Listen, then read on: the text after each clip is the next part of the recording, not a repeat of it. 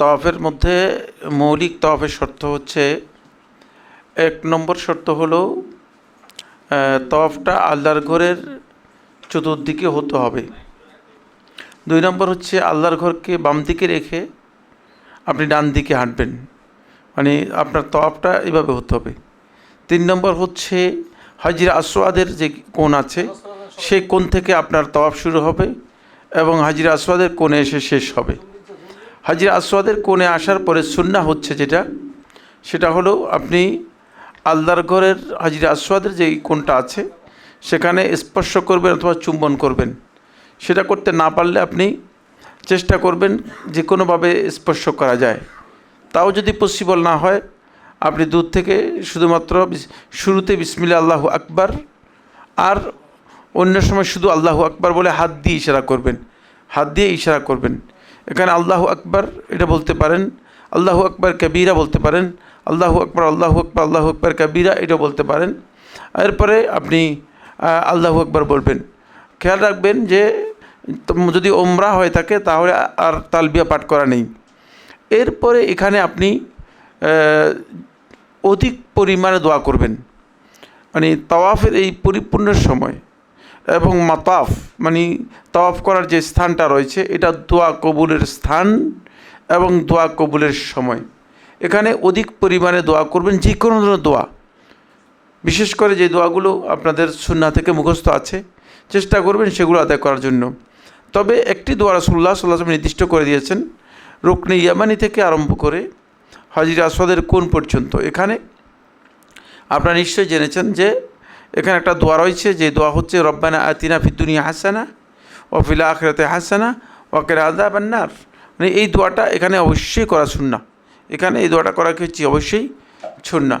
এই ক্ষেত্রে পুরুষ যারা আছে পুরুষদের জন্য সুন্নাহ হচ্ছে পুরুষরা যদি তওয়াফে কুদুম হয় অথবা উমরার তওয়াফ হয়, খুব ভালো করে খেয়াল করুন, যদি তওয়াফটা তওয়াফে কুদুম হয় মানে তিনি মক্কায় আসছেন প্রথম হজের এহরাম করে, এটা তওয়াফে কুদুম, অথবা উমরার তাওয়াফ হয় মানে তওয়াফটা উমরার তাওয়াফ হয়, তাহলে তারা সুন্নাহ হচ্ছে প্রথমে এহরাম তাওয়াফ শুরু করার আগেই হাজরে আসওয়াদের কোণ থেকে তিনি তার এহরামের কাপড় এর মধ্যে ইত্তেবা করবেন। ইত্তেবা কী জিনিস সেটা আলোচনা হয়েছে নিশ্চয়ই।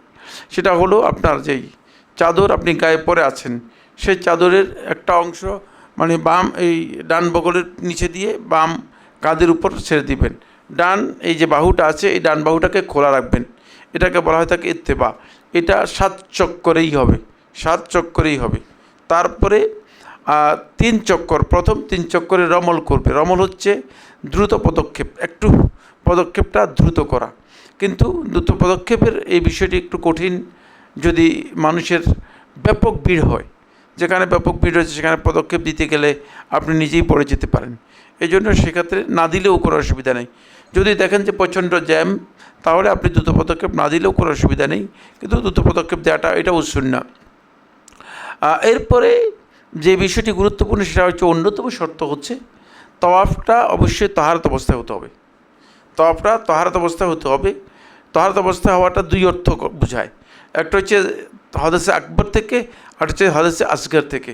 হাদেসে আকবর হচ্ছে যাদের উপর গোসল ফরজ হয়েছে অথবা যাদের গোসল ফরজ হওয়ার অবস্থানে আছে তাদেরকে অবশ্যই গোসল না করে তওয়াফ করতে পারবে না, অথবা হাইজ নেফাস যাদের নারীদের তারা তওয়াফ করতে পারবে না, তারা তওয়াফ করতে পারবে না। আর হাদেসে আসগর হচ্ছে যার মাধ্যমে উজু কী হয়, উজু ফরজ হয়, উজু করতে হয়, মানে উজু নষ্ট হয়ে গেছে, তাহলে তিনি অবশ্যই উজু করে এসে তারপরে তওয়াফ করবেন। অবশ্যই এই তাহারাত অপরিহার্য, এটা শর্ত, তওয়াফের জন্য এটা শর্ত চতুর্দিকে তওয়াফ করার ক্ষেত্রে। যদি কোনো কারণে আপনার এই তওয়াফ করার মাঝে উজু নষ্ট হয়ে যায় তাহলে আপনি গিয়ে উজু করে এসে তারপর আবার কী করবেন, তওয়াফটা কমপ্লিট করবেন। যেখান থেকে তওয়াফটা আপনি করতে পারেন নাই সেখান থেকে এসে পুরোটা বাকি তওয়াফটুকু আপনি কী করবেন, কমপ্লিট করবেন এবং 7 চক্কর তওয়াফ আদায় করবেন। 7 চক্কর তওয়াফ আদায় করার পরে যে কাজটুকু আপনি করবেন সে কাজটা হচ্ছে 7 চক্করের পরে আপনি মাকামে ইব্রাহিমের পেছনে আসবেন, এর পেছনে যে খালি জায়গা আছে যেখানে সলাত আদায় করা যায় সেখানে 2 রাকাত সলাত আদায় করবেন। এবং এই 2 রাকাত সলাত আদায় করাটা আলেমদের মধ্যে একদল আলেম ওয়াজিব বলেছেন, একদল আলেম সুন্নতে মুআক্কাদা বলেছেন। ওয়াজিবের বিষয়টি এখানে শক্তিশালী, সেটা হচ্ছে এই 2 রাকাত সলাত আদায় করবেন। প্রথম রাকাতে আপনি সূরা ফাতিহা, সূরা ইখলাস, আর দ্বিতীয় রাকাতে সূরা ফাতিহা, সূরা কাফিরুন, আর দ্বিতীয় রাকাতে সূরা ফাতিহা, সূরা ইখলাস পড়ে সালাত আদায় করবেন। এরপরে আপনি আল্লাহর ঘরকে সামনে রেখে দোয়া করবেন। এর মাধ্যমে আপনার 7 চক্কর তাওয়াফ যেটা রয়েছে এই তাওয়াফ শেষ হবে। তবে তাওয়াফটা পুরোটাই দোয়া করতে পারেন। এখানে দোয়ার মধ্যে আপনি কোরআনও তেলাওয়াত করতে পারবেন। দোয়ার মধ্যে আপনি দরুদ আছে, দরুদও পড়তে পারবেন। দোয়ার মধ্যে আপনি অন্য যে কোনো দোয়া করতে পারবেন। তার মধ্যে যে সমস্ত দোয়া আমি মনে হয় গত আলোচনার মধ্যে বলেছিলাম, এখানে বলেছি না কোথায় বলেছি তাও আমার জানা নেই। দোয়া 2 প্রকার। দোয়া উস্তানা, যেগুলো মানে যে দোয়ার মধ্যে আল্লাহ তাআলার প্রশংসা রয়েছে, সেই দোয়াগুলো আল্লাহ তাআলার কাছে সবচেয়ে বেশি প্রিয়। ওই দোয়ার চেয়ে যে দোয়ার মধ্যে আপনি আল্লাহ তাআলার কাছে যে আল্লাহ আমাকে কিছু চাল দেন, কিছু ডাল দেন, কিছু মুরগি দেন, তারপরে কিছু ভাত দেন, তারপরে কিছু টাকা দেন, তারপরে ঘর দেন, গাড়ি দেন ইত্যাদি, এগুলোর চেয়ে যেগুলোর মধ্যে আল্লাহ তাআলার প্রশংসা বেশি, যে দোয়ার মধ্যে কি আল্লাহ রাব্বুল আলামিনের প্রশংসা রয়েছে, সেটা হচ্ছে আল্লাহ তাআলার কাছে সবচেয়ে বেশি প্রশংসনীয় দোয়া। যেমন রাসূলুল্লাহ সাল্লাল্লাহু আলাইহি ওয়াসাল্লাম, খুব ভালো করে খেয়াল করুন, রাসূলুল্লাহ সাল্লাল্লাহু আলাইহি ওয়াসাল্লাম সবচেয়ে শ্রেষ্ঠ দোয়া কোনটাকে বলেছেন? সবচেয়ে শ্রেষ্ঠ দোয়া যেটা আল্লাহ রাসূল সাল্লাল্লাহু আলাইহি ওয়াসাল্লাম নিজেও করেছেন, এবং তার পূর্ববর্তী যত নবী এবং রাসূল আসছেন সমস্ত নবী এবং রাসূলগণ যেই দোয়া করেছেন, সেই দোয়াটা হচ্ছে লা ইলাহা ইল্লাল্লাহ ওয়াহদাহু লা শারীকা লাহু লাহুল মুলকু ওয়া লাহুল হামদু ওয়া হুয়া আলা কুল্লি শাইইন কাদির।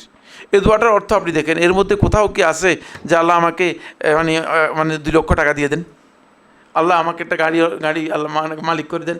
আছে? কিচ্ছু নেই। দেখছেন, মানে চাওয়া বলতে কিছুই নেই, সবটাই আল্লাহ রাব্বুল আলামিনের প্রশংসা, পুরাটাই আল্লাহ রাব্বুল আলামিনের প্রশংসা। কিন্তু এটা আল্লাহ তার কাছে সবচেয়ে বেশি প্রিয়। এজন্য যে সমস্ত দোয়া মানে আপনার আল্লাহ তাআলার প্রশংসা যেগুলোর মধ্যে আছে সেগুলো করার জন্য চেষ্টা করবেন, অধিক পরিমাণে দোয়া করার জন্য চেষ্টা করবেন। এবং এক্ষেত্রে যদি কেউ মনে করেন যে তিনি দরুদ পড়বেন, তিনি দরুদও পড়তে পারেন। জি, আর কোনো প্রশ্ন? জি,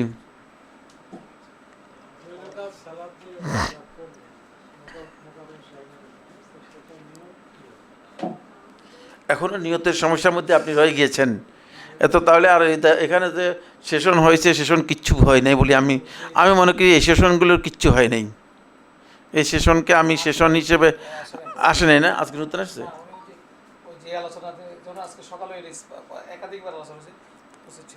তাই নিয়ত হচ্ছে আপনার অন্তরের ইচ্ছা। শুধুমাত্র সলাতে দাঁড়ানোর জন্য আপনি দাঁড়াবেন, অন্তর ইচ্ছা করবেন যে আমি 2 রাকাত মানে তাওয়াফের পরে সালাত আদায় করতেছি, এটাই নিয়ত, আর কিচ্ছু না। এটা এর জন্য আর কোনো নিয়তের জন্য কোনো লফজ নেই, নিয়তের জন্য কোনো সুনির্দিষ্ট টেক্সট নেই, নিয়তের জন্য সুনির্দিষ্ট কোনো মানে নির্ধারণ নেই যে এটা নির্ধারণ করতে হবে। নিয়তটা শুধুমাত্র অন্তরের মধ্যে ইচ্ছা করলেই আপনার নিয়ত হয়ে যাবে। নিয়তটা অন্তরের সাথে যুক্ত বিষয়, সুতরাং এর আলাদা কোনো শব্দ নেই, আলাদা কোনো বিষয় নেই যে আপনি নিয়ত করবেন যে আমি নাওয়াইতু আন উসাল্লিয়া লিল্লাহি তাআলা আরবা তাকবীরাত ইত্যাদি ইত্যাদি যেগুলো আছে, এগুলো মূলত নিয়তের আমরা নিজেরা তৈরি করে নিয়েছি। এগুলো রাসূলুল্লাহ সাল্লাল্লাহু আলাইহি ওয়াসাল্লামের সুন্নাহ অথবা হাদিস দ্বারা প্রমাণিত বিষয় নয়। জি জি, একটা ক্লাসে না 2 রাকাত সালাতের আমরা आंसर দিয়ে ওটা ছিলেন এই অলরেডি, কিন্তু আমরা এই রিঅ্যাকশনে মুক্তাসার দিছি সব। এনিওয়ে আচ্ছা যাক, আবার অসুবিধা নেই, ঠিক আছে। জি, এরপরে জি কাবা শরীফ দেখার পরে যে দোয়া করে সেটা কবুল হয়, কোন দোয়াটা করা আসলে যুক্ত হবে? কাবা শরীফ দেখার পরে দোয়া কবুল হয় এ বক্তব্য পরিপূর্ণ শুদ্ধ নয়। এই মর্মে আবুল কাসেম তবরানী রাহিমাহুল্লাহ তাআলা যে হাদিসটি বর্ণনা করেছেন এটা দাঈফ। আমরা মনে গত আলোচনার মধ্যে বলেছিলাম, আমি বলেছিলাম এখানে, আমার জানা নেই কত জায়গায় কথা বলেছি, তো ওই জন্য আপনাদের মানে এখানে না ওখানে আলোচনার মধ্যে এটা বলছিলাম নাকি? হ্যাঁ বলি নেই না। আবুল কাসেম তবরানী রাহিমাহুল্লাহ তাআলা যে হাদিসটি বর্ণনা করেছে এটা দাঈফ। তবে সালাফদের আমল সাব্যস্ত হয়েছে অনেকে দোয়া করতেন, এই জন্য যদি কেউ দোয়া করেন তাহলে তিনি দোয়া করতে পারেন, কিন্তু তিনি একথা বলতে পারবেন না যে কাবা শরীফ মানে দেখলে দোয়া করলে দোয়া কবুল হয়। কারণ বলতে হলে সহিহ সনদে সাব্যস্ত হতে হবে, বিষয়টা অথেন্টিক হতে হবে, বুঝতে পেরেছেন? যেহেতু অথেন্টিক সনদে এই বক্তব্য সাব্যস্ত হয়নি, সুতরাং একথা বলাটা বৈধ নয় যে দোয়া কবুল হয়ে যাবে। কথা কি বুঝতে পেরেছেন? দোয়া কবুল হয়েছে। কিন্তু কেউ যদি দোয়া করেন তিনি করতে পারেন, এক্ষেত্রে তিনি যে কোনো ধরনের দোয়া করতে পারেন, যে কোনো ধরনের দোয়া করতে পারেন। তার মানে যদি কোনো কিছু চাওয়া থাকে সেটাও দোয়া করতে পারেন, তার সুস্থতার জন্য দোয়া করতে পারেন, এবং তার ব্যক্তিগত উন্নতির জন্য দোয়া করতে পারেন। তবে আল্লাহর বান্দাগণ মানে সবচেয়ে বড় যে দোয়াটি করবেন সেটা হচ্ছে এই আখিরাতে নাজাতের জন্য, এটা হচ্ছে তাদের সবচেয়ে শ্রেষ্ঠ দোয়া। এই জন্য চেষ্টা করবেন আখিরাতে নাজাতের দোয়া যদি হয় এটা হবে সবচেয়ে উত্তম দোয়া। কারণ দুনিয়ার চাকচিক্য অথবা দুনিয়ার কোনো কিছু পাওয়া, এটা মনে করুন আপনি এখন আপনি 1 কোটি টাকার জন্য দোয়া করলেন, আগামীকাল 1 কোটি টাকা পেয়ে গেছেন, পরের দিন আপনার মৃত্যু হয়ে গেছে, লাভ হলো তো? হ্যাঁ, কারণ আপনি তো জানেনই না যে আসলে আপনি কি আদৌ পেলে আগামীকাল থাকবেন কিনা। আপনি মানে এমন এক ইয়েতে এখানে কি আপনি কে কে আছেন বলেন তো আগামীকাল নিশ্চিত থাকবেন, এরকম কেউ আছেন? কেউ বলতে পারবেন, কারো কাছে কিছুই নেই। সুতরাং যে সমস্ত ব্যক্তি নিশ্চিত যে তিনি আসলে এখানে থাকতেই পারবেন না, থাকার কোনো সুযোগই নেই, হতে পারে যে এখনই চলে যেতে পারেন। যেমন আমি এখন কথা বলতেছি, মনে হয় 2 মিনিট পরে আমি হয়তো চলে যেতে পারি। সুতরাং আমরা দুনিয়ার এই খুব ভালো করে খেয়াল করুন, দুনিয়ার এই বিষয়গুলো চাওয়া আমার খুব দরকার নেই। এই জন্য আল্লাহ রাব্বুল আলামিন শিখিয়ে দিয়েছেন যারা আল্লাহ তাআলার কাছে এই দোয়া করবে, ওয়ামিনান নাসি মান ইয়াকুলু রব্বানা আতিনা ফিদ দুনিয়া আখিরা রব্বানা আতিনা ফিল আখিরাতি হাসানা। মানুষদের মধ্যে একদল লোক আছে যারা একথা বলে যে আল্লাহ আমাদেরকে আখিরাতে আমাদের জন্য কল্যাণ যে আপনি বরাদ্দ করেছেন সেই কল্যাণটা আমাদেরকে আখিরাতে দিন। সুতরাং আল্লাহ রাব্বুল আলামিন তাদেরকে আখিরাতের কল্যাণটা আল্লাহ তাআলা তাদের জন্য অবারিত করে দেন। এজন্য চাওয়াটা সবচেয়ে গুরুত্বপূর্ণ হচ্ছে আখিরাতের বিষয়গুলোকে বেশি গুরুত্ব দিয়ে কী করবেন, চাইবেন, তাহলে এটা আপনার জন্য কল্যাণ হবে। নাজাতের বিষয় হতে পারে, জাহান্নামের আগুন থেকে মুক্তির বিষয় হতে পারে, অথবা অন্যান্য যে বিষয়গুলো আছে সেগুলো হতে পারে। রাসূলুল্লাহ সাল্লাল্লাহু আলাইহি ওয়াসাল্লাম অনেকগুলো দোয়া আমাদেরকে শিক্ষা দিয়েছেন। আপনারা শেখ সাঈদ ইবনে ওয়াহাব আল কাহতানির যে কিতাবটি রয়েছে হিসনুল মুসলিম, এই নামে একটা বই রয়েছে। মানে এই যে মানে একটা দোয়ার কিতাব, মানে আল্লাহ তাআলার কাছে এই কিতাবটা মানে শেখ সাঈদের এই কিতাবটা এত গ্রহণযোগ্যতা লাভ করেছে। মানে আশ্চর্যের বিষয় হচ্ছে যে তার জীবদ্দশায় এই কিতাব পৃথিবীর সমস্ত ভাষায় অনুদিত হয়ে গিয়েছে। মানে কেমন গ্রহণযোগ্যতা লাভ করেছে যে তার জীবদ্দশায় পৃথিবীর সমস্ত ভাষায় মানে অনুদিত হয়ে গিয়েছে, এবং গোটা পৃথিবীর মুসলিমদের আমার মনে হয় মানে হতে পারে যে আল্লাহ এবং দিন এ সম্পর্কে গাফেল অমনোযোগী, তার ভাষা ছাড়া আর এমন কোনো ভাষা নেই যে ভাষার মধ্যে এই কিতাবটা নেই। হিসনুল মুসলিম না, আপনি পাবেন বিভিন্ন জায়গায় লাইব্রেরিগুলোতে আছে, হিসনুল মুসলিম নামে এই কিতাবটা। এখানে তিনি সবগুলো দোয়া যেগুলো সহিহ সনদে সাব্যস্ত হয়েছে সেগুলো সংকলন করেছেন। এখান থেকে আপনি চেষ্টা করবেন কিছু দোয়া শিখে নেওয়ার জন্য। তবে মানে বই একটা নিয়ে গিয়ে মানে মৌলবী যেভাবে খুতবার মধ্যে বই দেখি পড়ে, খুতবা হচ্ছে বক্তৃতা দেয়া, আর বই নিয়ে এসে এখানে পাঠ করতেছে। আপনিও আল্লাহ তাআলার কাছে দোয়া লিখে নিয়ে গেলেন যে আল্লাহ আমি তো দোয়া করতে জানি না, আমি তো দোয়া কিছু জানি না, কারণ যা লিখে দিয়েছে এটা পড়লাম। এই কাজ করবেন না। যদি জানা না থাকে তাহলে আল্লাহর কাছে আপনি যেটা জানেন সেটা বলবেন। একথা আমি ক্লিয়ার বলেছি যে দোয়া এর জন্য পৃথিবীর কোনো আলেম এই কথা শর্ত করেন নাই যে দোয়ার ভাষা আরবি হতে হবে। এটা পৃথিবীর কোনো আলেম শর্ত করেন নাই। যদি শর্ত হইতো তাহলে বাঙালি একজনও দোয়া করতে পারতো না। কারণ আপনি সিজদায় যাবেন, সিজদায় দোয়া করতে বলা হয়েছে, এখন আপনি সিজদায় গেলেন, সিজদায় গিয়ে আপনি যে আল্লাহর কাছে একটা জিনিস চাইবেন, তো আপনি তো এটা আরবি জানেন না, আপনি কী করবেন? তখন আপনি সিজদা থেকে উঠে দৌড় দিয়ে গিয়ে হুজুরের কাছে যাবেন, বলে হুজুর আমি আল্লাহর কাছে এটা চাইতে চাচ্ছিলাম সিজদার মধ্যে, এখন আপনি একটু আরবি করে দেন তো এই জিনিসটা।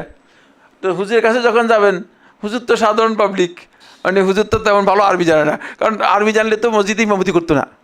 বুঝতে পেরেছেন না? হুজুর বলতেছে না আমি তো এটা আরবি করতে পারবো না। আপনি মাদ্রাসার মোহতামেম যে আছে মোহতামের কাছে যান, মোহতামের কাছে গেছে, মোহতাম বলতে আমি তো সবটা আরবি করতে পারবো না, আপনি যে শব্দ কঠিন শব্দ নিয়ে আসছেন এটা তো আমার দেখতে হবে, ভালো কোনো লোকের কাছে যান। নাউজুবিল্লাহ, আল্লাহ তাআলা আল্লাহর বান্দাদেরকে এই ধরনের তাকলিফ, এই ধরনের কষ্ট আল্লাহ তাআলা বান্দা থেকে দেন না। বান্দা তার ভাষায় আল্লাহ তাআলার কাছে যেভাবে মনে চায় তার আবেগ অনুভূতি দিয়ে তিনি দোয়া করবেন। এই জন্য অনেকে আছে বই দেখে পড়াকে মনে করেন যে এটা হচ্ছে দোয়া। না, আপনি বাংলাও বলতে পারেন, কিন্তু সুন্নার দোয়াগুলো যদি মুখস্থ করতে পারেন, ছোটো ছোটো দোয়া মুখস্থ করতে কোনো অসুবিধা আছে? একবার ছোটো ছোটো দোয়াগুলো মুখস্থ করে নেবেন, ছোটো ছোটো দোয়াগুলো সবগুলো আপনি কী করবেন, মুখস্থ করে নেওয়ার জন্য চেষ্টা করবেন। এটা আপনার কাজে লাগবে, এটা খুবই গুরুত্বপূর্ণ বিষয়, এটা খুবই গুরুত্বপূর্ণ বিষয়। জি জি। এখানে আমি একটু আরো একটু অ্যাড করতে চাচ্ছি, যে জানতে চাচ্ছি কি, তো এখন মসজিদুল হারামে ঢুকবে, তো কাবা দেখে ওই যে বিদয় হাজার বসতে মুখ একটা আলোচনা শুনলাম, যেখানে একটা হাদিস রেফারেন্স আছে যে আল্লাহ মাকা সালাম ওয়াইনকা সালাম ফাহিয়ান রব্বানা সাল্লাম। না, এই সনদ দয়ীফ নিয়ে দয়ীফ বলে দিলাম না, এরপর আবার প্রশ্ন করেন কেন? এই দোয়াটা এটা হ্যাঁ দয়ীফ বললাম তো, আমি তো বললামই আবুল কাসেম তাবারানী রহমতুল্লাহ, না জেনে কথা বলছি নাকি? না, ওই হ্যাঁ। এমনি তো দোয়া করার না না, এটা বলছি, এটা দয়ীফ বলছি, এটা সনদের দিক থেকে দয়ীফ, গ্রহণযোগ্য নয়। জি, এটা তো বলেই দিলাম আমি। জি, আসসালামু আলাইকুম রহমতুল্লাহ। ওয়ালাইকুম সালাম। ইরাম সম্বন্ধে আমি একটু জানতে চাচ্ছি। জি বলেন। ইরামটাকে কিভাবে বাঁধতে হবে, কি কোনো ডিসপেন্সেশন হবে? ইহরামের ইরাম বাঁধাটাকে প্রপারলি বাঁধার জন্য, কমিটির জন্য কোনো দেখানো হবে কিনা? জি জি, এটা এটা আমরা দেখে দেবো। ইহরাম বাঁধার মধ্যে আসলে দেখানোর কিছু নেই। ইউটিউব থেকে এরাম একেবারে সহজ, ইউটিউব টিউব কিছু লাগবে না, কোনো টিউব লাগবে না। নো নো ইউটিউব, নো না মিউটিউব, নো নিউটিউব, কোনো টিউবের প্রয়োজন নেই, এর জন্য কিচ্ছুর প্রয়োজন নেই। এটা হচ্ছে সাধারণ, আপনি লুঙ্গি যেভাবে পরে নিভাবে পরে নেবেন।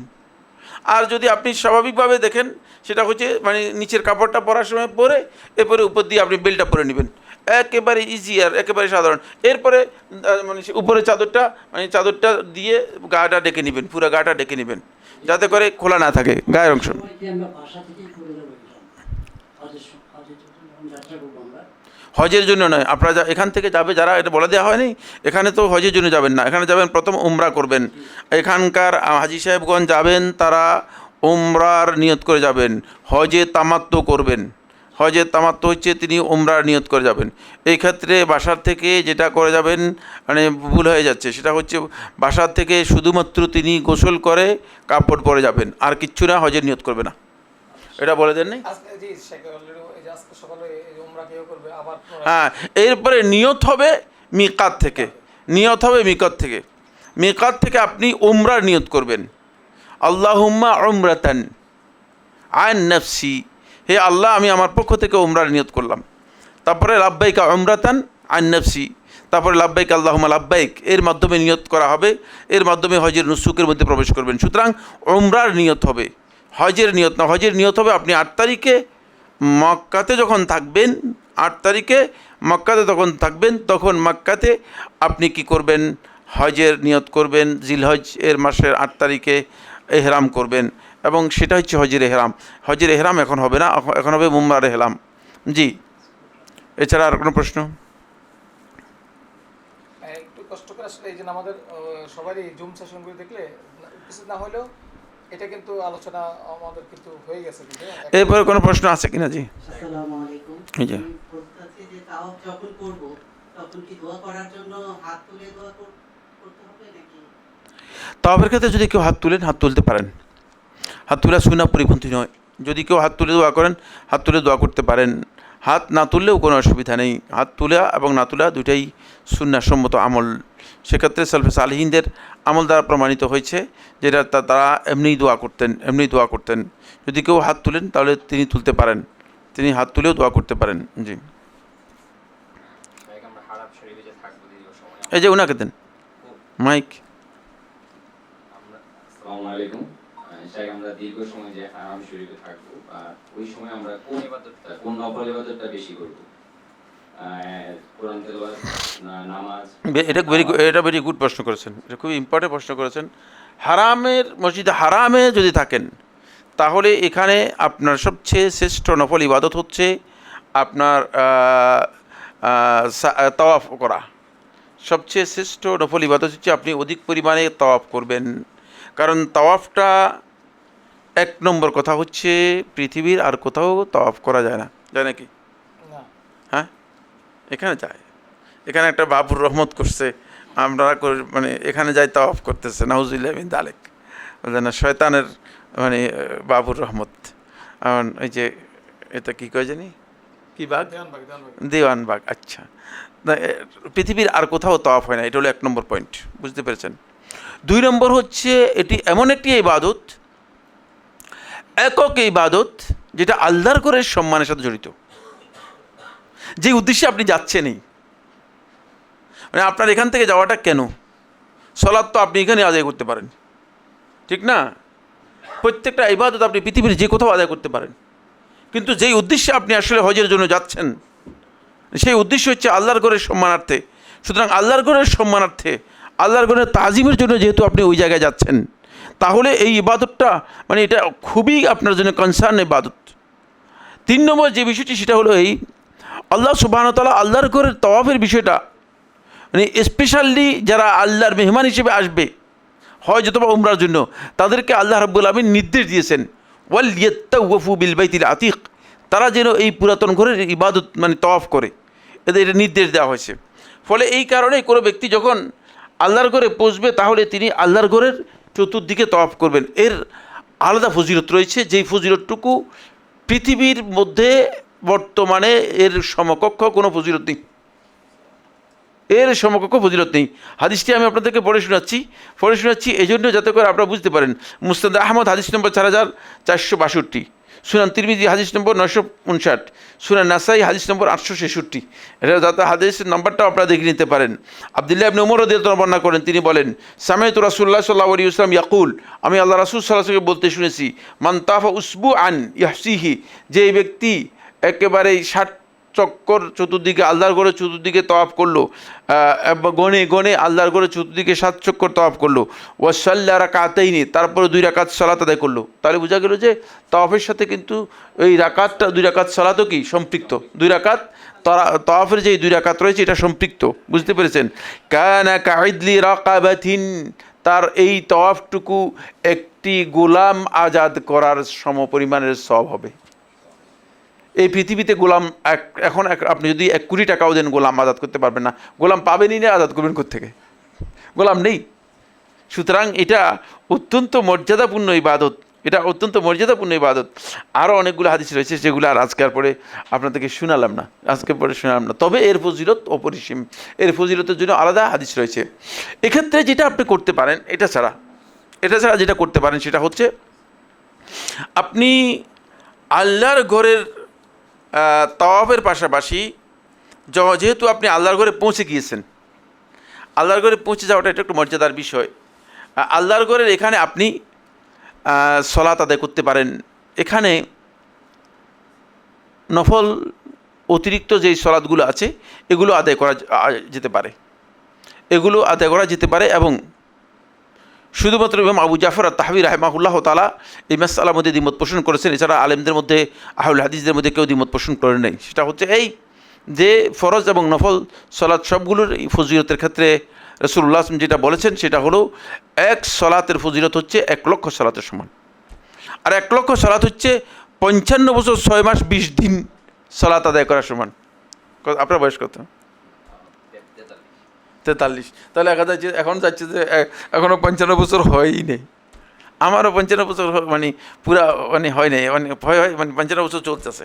তাহলে 1 সালাত আদায় করার ফজিলত হচ্ছে 55 বছর 6 মাস 20 দিন সালাত আদায় করে, একটা সালাতের 20 দিন সালাত আদায় করার মানে সমান ফজিলত। এই 5 ওয়াক্ত সালাত যদি আপনি আদায় করে থাকেন তাহলে 200 বছর 9 মাস 10 দিনের ফজিলত পাবেন। 200 বছর 9 মাস তো আপনাদের মধ্যে কয়েকজন বাঁচবেন, ঠিক না? হ্যাঁ, সুতরাং আমার কথা শেষ হতে দেন। সুতরাং এখানে আপনি চেষ্টা করবেন মানে পাশাপাশি মৌলিকত্বটা বাইরে রাখেন, সেটা হচ্ছে এই যে না মহিলারা ঘরে সালাত আদায় করবে না ঘরে সালাত আদায় করবে না, কারণ আপনি এই ফজিলত খাস যে ফজিলত আল্লাহর ঘরের এই ফজিলতটুকু আপনি মসজিদে সালাত আদায় করার মধ্যে যেই সবটুকু এটা কিন্তু মানে হোটেলে আদায় করলে সেই সবটুকু পাবেন না। এই জন্য আপনি আল্লাহর ঘরের সম্মানার্থে যাচ্ছেন, 1 কিলোমিটার 2 কিলোমিটার নয়, 6,500 কিলোমিটার দূর থেকে যাচ্ছেন। এটা তো আপনার অনুভূতির মধ্যে জাগ্রত হওয়া দরকার যে আমি এত লম্বা পথ অতিক্রম করছি আল্লাহর ঘরের সম্মানার্থে, আর আল্লাহর ঘরেই আসলাম না, ঠিক না?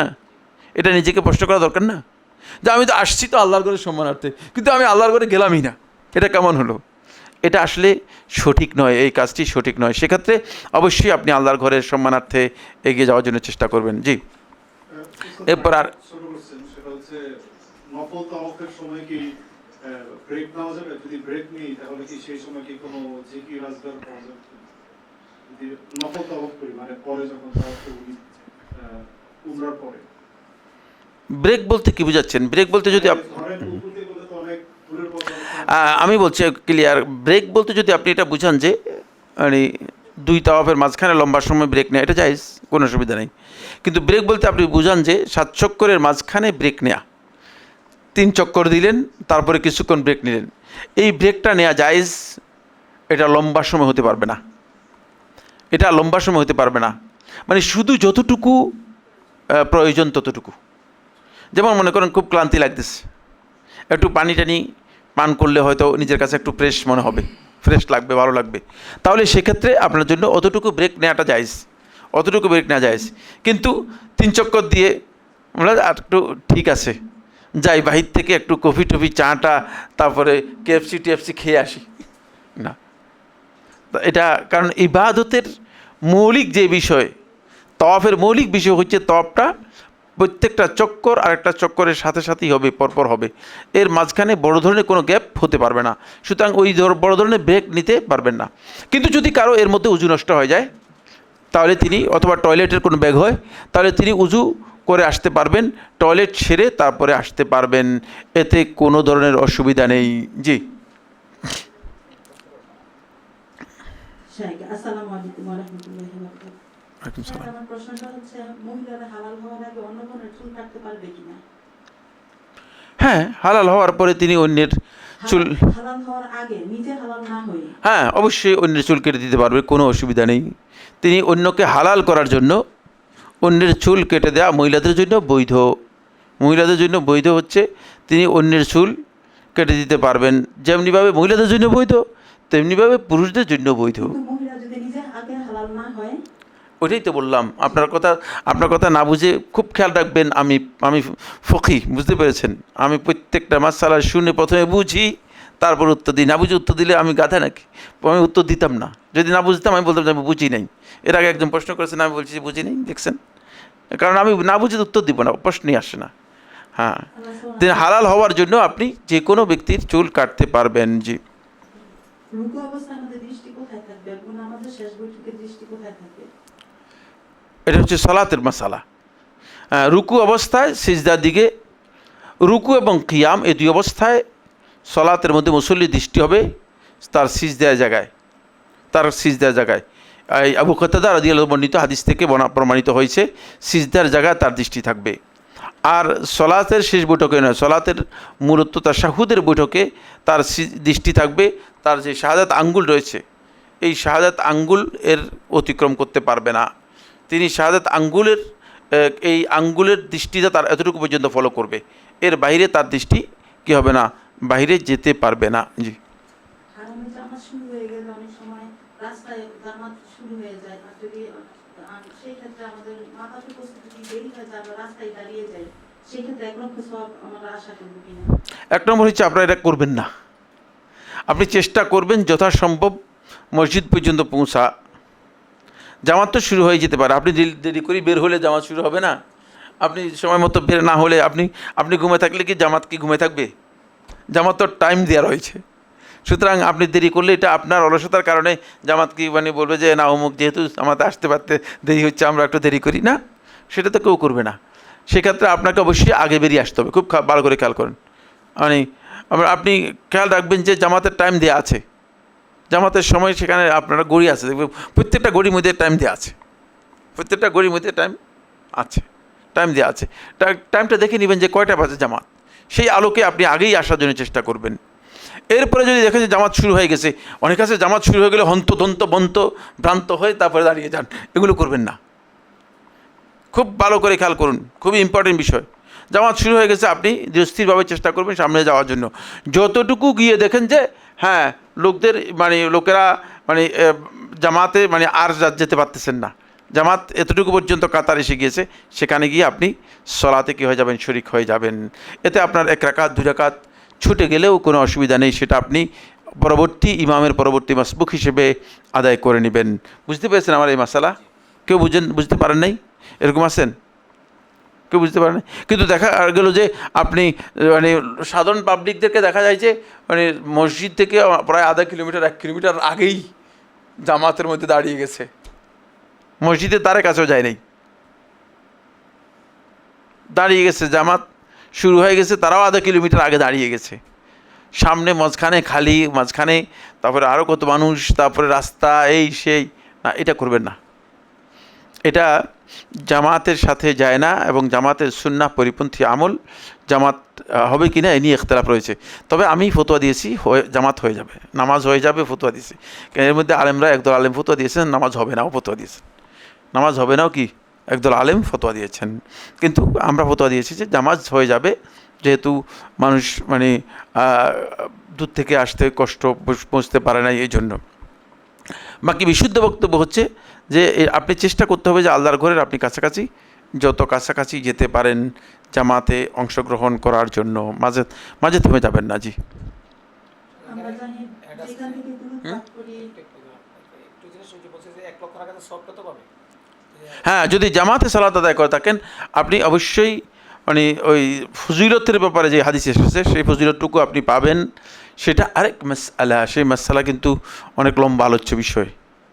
সেটা হচ্ছে যিনি মসজিদে গিয়ে সালাত আদায় করেছেন, মসজিদের ভিতরে যিনি সালাত আদায় করেছেন তার যে ফজিলত রয়েছে সেই ফজিলত, আর যিনি বাইরে সালাত আদায় করেছেন তার ফজিলত আসলে এক হবে না।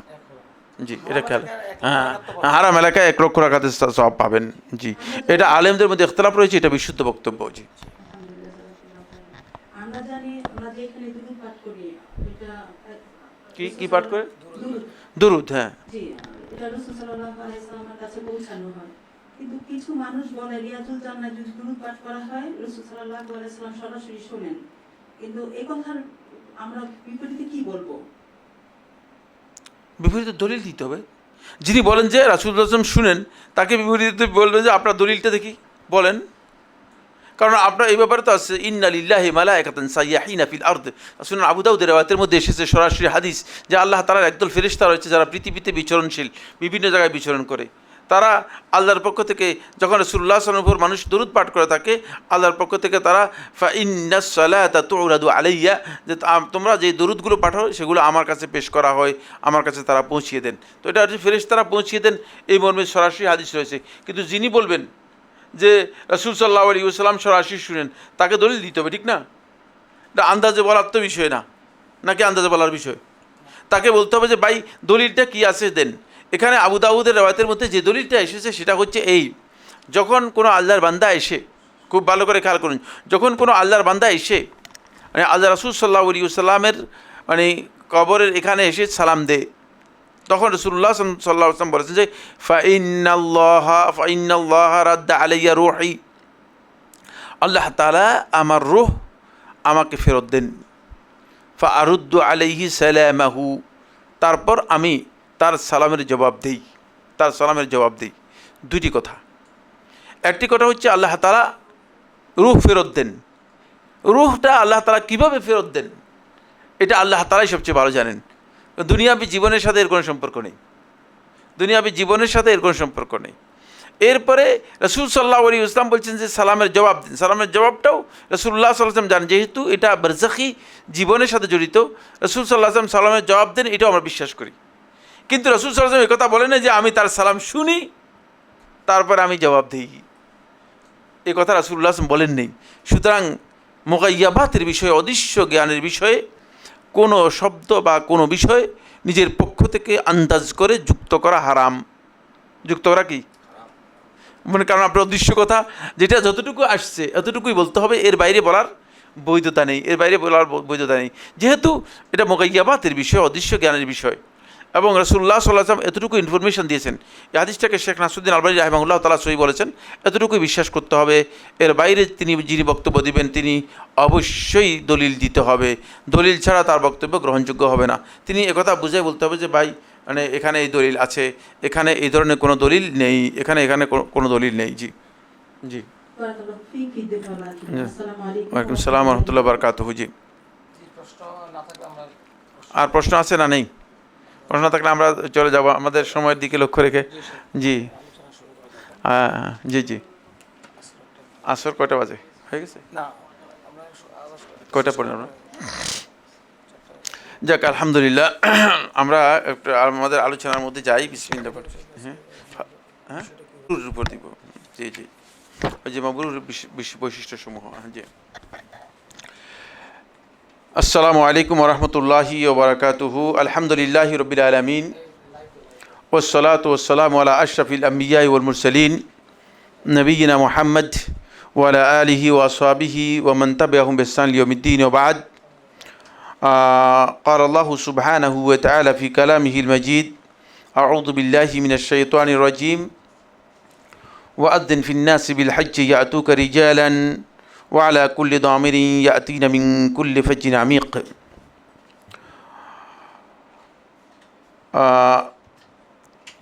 عن أبي هريرة رضي الله تعالى عنه أنه قال: قال رسول الله صلى الله عليه وسلم: العمرة إلى العمرة كفارة لما بينهما والحج المبرور ليس له جزاء إلا الجنة. সম্মানিত, এই বছরের হজ উদ্দেশ্যে হজ ইচ্ছুক সম্মানিত দিনী ভাই ও বোনেরা, আল্লাহর মেহমান হিসেবে যারা এবছর হজে যাওয়ার উদ্দেশ্যে নিয়ত করেছেন, এবং আমরা আশা করছি ইনশাল্লাহ আল্লাহ রাব্বুল আলামিন যদি সুস্থ রাখেন এবং তৌফিক দান করেন, এবছরের হজে আপনারা অংশগ্রহণ করবেন। এজন্য প্রথমে আমি আপনাদেরকে মোবারকবাদ জানাচ্ছি এবং আল্লাহ তাআলার কাছে দোয়া করি আল্লাহ রাব্বুল আলামিন যেন আপনাদেরকে, আপনারা যেই উদ্দেশ্যে আল্লাহর ঘরকে সম্মান জানানোর জন্য, আল্লাহর ঘরের হজ পালন করার জন্য এবং যেই মহান উদ্দেশ্যকে সামনে নিয়ে এই সফরের নিয়ত করেছেন, আল্লাহ রাব্বুল আলামিন যেন আপনাদের এই নিয়ত কবুল ও মঞ্জুর করেন। এখানে আমি প্রথমে আপনাদেরকে সাধুবাদ জানাচ্ছি এজন্য। আলহামদুলিল্লাহ, আপনারা এমন একটা এজেন্সি অথবা ট্রাভেলকে আপনারা চুজ করতে পেরেছেন যারা হজের ব্যাপারে অন্ততপক্ষে সুন্নাহ সম্মত একটা হজ যাতে করে পালন করা যায় এই ব্যাপারে কমিটেড, এবং এই কমিটমেন্টকে সামনে রেখেই নামই দিয়েছে আস-সুন্নাহ ট্রাভেলস। তো এই জন্য এটা আপনাদের একটা ভালো চয়েস, আপনারা একটা সুন্দর চয়েস করেছেন।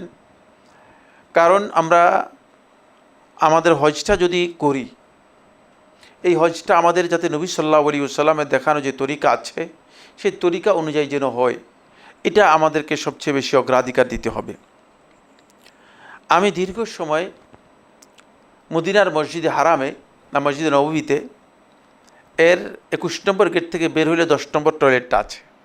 10 নম্বর টয়লেটের সামনে আমি হাজী সাহেবদের প্রশ্ন উত্তর দিতাম সব সময় মাগরিবের নামাজের পর থেকে এশা পর্যন্ত, এবং আলোচনা করতাম দীর্ঘ সময় যখন আমি মদিনায় ছিলাম, মদিনা ইউনিভার্সিটিতে ছিলাম।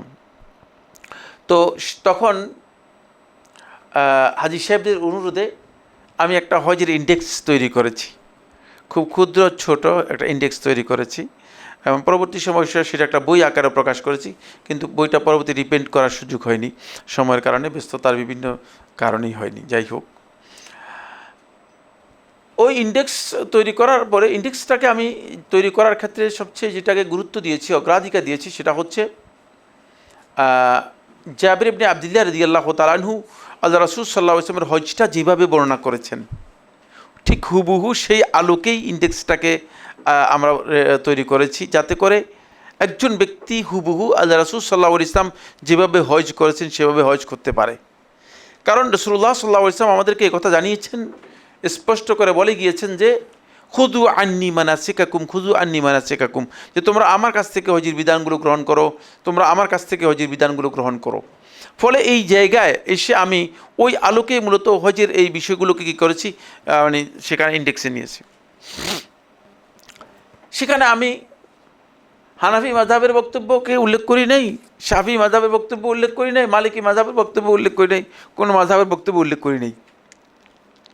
আর আপনারা নিশ্চয়ই জানেন, এখানে যারা উপস্থিত আছেন, যারা একটু পড়ালেখা করেছেন, আলহামদুলিল্লাহ আমি দেখতে পাচ্ছি যে আপনারা প্রচুর বইপত্র পড়ে টড়ে অনেক জ্ঞান অর্জন করেছেন। এটাও একটা সৌভাগ্য যে হজের সুবাদে মোটামুটি দিনের কিছু জ্ঞান আমাদের অর্জন হয়েছে। আল্লাহ তাআলা যেন আরও বেশি দিনের জ্ঞান অর্জন করার তৌফিক দান করে, বলুন আমিন। তো এটা মানে এখানে আমি কোনো ওই ধরনের মাযহাবের মানে বক্তব্য আলোচনা করি নাই। হজের যে মাসাইলগুলো আছে এগুলোর মধ্যে এমন কোনো মাসআলা নেই যার মধ্যে খেলাফ নেই, যার মধ্যে কি নেই, খেলাফ নেই। কারণ আমি একটা বই লিখেছি আরবিতে, সেটা শুধু আলেমদের জন্য, সেটা হচ্ছে রুখাসুল উলামা ফি আমালিল হজ। আলেমদের রুখসত, আলেমরা যে সমস্ত বিষয়ে মানে সুযোগ দিয়েছেন ফি আমালিল হজ, হজের আমলের ক্ষেত্রে, এটা শুধু আলেমদের জন্য। কারণ পাবলিক জেনে গেলে ওদের না বিরাট বিপদ হয়ে যাবে, এজন্য শুধু আলেমদের জন্য এই বিষয়ে মানে লিখেছি, কিন্তু এখনও প্রকাশ করি নাই। প্রকাশ করলে একটা দাজ্জাব লেগে যাবে, একটা হইচই লেগে যাবে, এই জন্য বুঝতে পেরেছেন। তো যেটা আমি বলতেছিলাম যে এই মাসলা মাসাইলগুলোর মধ্যে ব্যাপক কী রয়েছে, ইখতিলাফ আছে, ইখতিলাফ রয়েছে। কয়েকজন ভাই আমার কাছে আসলেন, এসে বললেন যে সাইফুল্লাহ ভাই, আপনি তো আমাদের হানাফি মাযহাবের বিপক্ষে বই লিখে ফেলছেন। না তো, কে বলছে আপনারে? আমি আমার এই ইন্ডেক্সের মধ্যে তো হানাফি মাযহাব, শাফি মাযহাব কোনো মাযহাবের কথা উল্লেখই করি নাই, বিপক্ষে লিখলাম কোথায়? ওটা না, আমাদের মাযহাব অনুযায়ী তো মানে এটা হয় নাই, মাযহাব অনুযায়ী তো হয় নাই।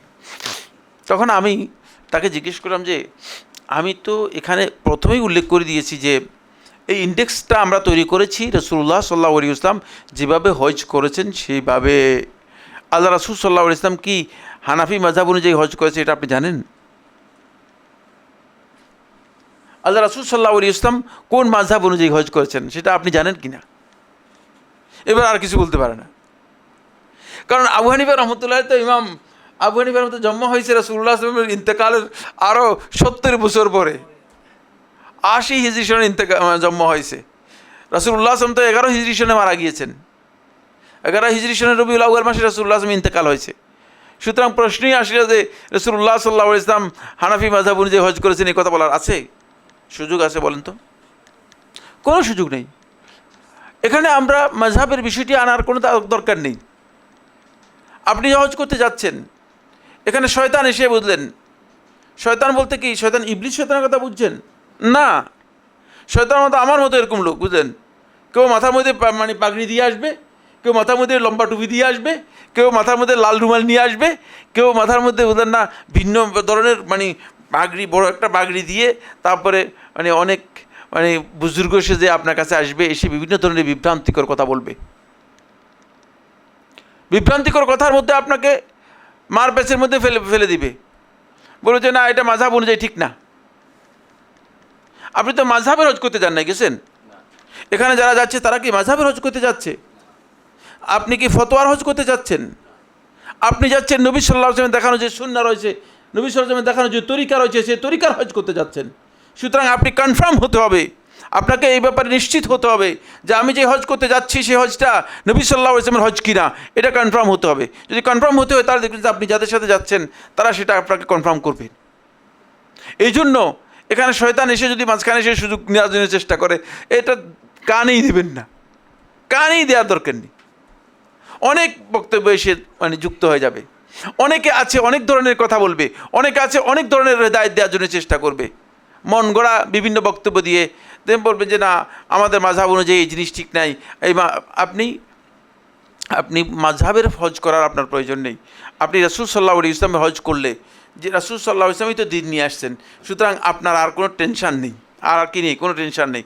মাযহাবের ব্যাপারে আপনাকে আমি বলতেছি না যে মাযহাবের বিরুদ্ধে অবস্থান নেন, মাযহাব আপনি যদি অনুসরণ করেন, কিন্তু যেখানে রাসূল সাল্লাল্লাহু আলাইহি ওয়াসাল্লামের দিক নির্দেশনা আছে সেখানে আল্লাহ রাসূলের চেয়ে বড় কেউ হওয়ার সম্ভাবনা আছে? কারো কোনো অধিকার আছে? সেখানে যদি আপনি আমাকে অগ্রাধিকার দেন, আমাকে যদি রাসূলের চেয়ে বেশি বড় মনে করেন, তাহলে বুঝতে হবে যে আপনি আসলে দিনটাই কি বুঝেন নেই। সেখানে যদি আপনি কোনো আলেমকে আল্লাহ রাসূলের হাদিসের চেয়ে, আল্লাহ রাসূলের সুন্নাহর চেয়ে অগ্রাধিকার দেন, তাহলে বুঝতে হবে যে আপনি আসলে দিনটাই ভালো করে বুঝেন নেই। এই জন্য আমি আপনাদেরকে বলবো যে মানে আমরা এই জায়গায় যেন কোনো না কোনো প্ররোচনার, কোনো না কোনো প্রতারণার, কোনো না কোনো ধরনের বক্তব্যের যেন শিকার না হই। যে একজন এসে কতক্ষণ পর বলবে যে ভাই অমুক অমুক বলতেছে যে এটা তো হানাফি মাযহাব অনুযায়ী ঠিক হচ্ছে না, তাকে ক্লিয়ার বলে দেবেন, বলে আমরা হানাফি মাযহাব অনুযায়ী আমি হজ করতেছি রাসূল সাল্লাল্লাহু আলাইহি ওয়াসাল্লামের সুন্নাহ অনুযায়ী, রাসূল সাল্লাল্লাহু আলাইহি ওয়াসাল্লাম যেই হজ করেছেন সেই হজ অনুযায়ী। আমি যখন এই বক্তব্য কোনো এক জায়গায় দিলাম, তখন সেখানে কিছু আলেম ছিল, সে আলেমরা একবার চুপসে গেছে, তারা একটা মাসালা নিয়ে গণ্ডগোল করতেছিল। তখন আমি তাদেরকে বলছি, আপনি যে মাসালা নিয়ে গণ্ডগোল করতেছেন, আপনি কি রাসূল সাল্লাল্লাহু আলাইহি ওয়াসাল্লামের চেয়ে বেশি শ্রেষ্ঠ হয়েছেন কিনা? যদি শ্রেষ্ঠ হন আমাকে বলেন, আপনার বক্তব্য শুনি আমি, যে আমি রাসূলের থেকে শ্রেষ্ঠ, আমার বক্তব্য হচ্ছে এই। কিন্তু আপনি তো সেটা বলতে পারবেন না। রাসূলের থেকে যদি শ্রেষ্ঠ না হলে তাহলে আপনি রাসূল সাল্লাল্লাহু আলাইহি ওয়াসাল্লামের কথার মধ্যে সীমাবদ্ধ থাকেন, রাসূলের কথার মধ্যে আপনি সীমাবদ্ধ থাকেন। রাসূলের কথার বাইরে যাওয়ার আমাদের কোনো অধিকার নেই। যেমন ইমাম মালিক রাহিমাহুল্লাহ তাআলা তার মুয়াত্তার মধ্যে একটা হাদিস বর্ণনা করেছেন, যে হাদিসের মূল কথা হচ্ছে এই, আব্দুল্লাহ ইবনে আব্বাস রাদিয়াল্লাহু থেকে বর্ণিত।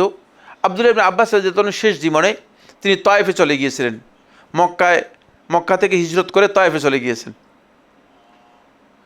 কেমন লাগলো আপনাদের কাছে? ভালো লাগছে? হ্যাঁ, মক্কা থেকে হিজরত করে তায়েফে চলে গেছেন, ভালো লাগছে? ভালো লাগে না? দেখছেন, মানে মক্কার অবস্থা এমন হয়ে গিয়েছিল যে এই উম্মতের সবচেয়ে বড় জ্ঞানী, যাকে এই উম্মতের হাবরুল উম্মাহ হিসেবে লকব দেওয়া হয় থাকে, সেই আব্দুল্লাহ ইবনে আব্বাস রাদিয়াল্লাহু তাআলা মক্কা থেকে হিজরত করে তায়েফে চলে গিয়েছেন। এবং তিনি ওই শেষ সময় তার চোখ অন্ধ হয়ে গিয়েছিল, চোখে দেখতেন না।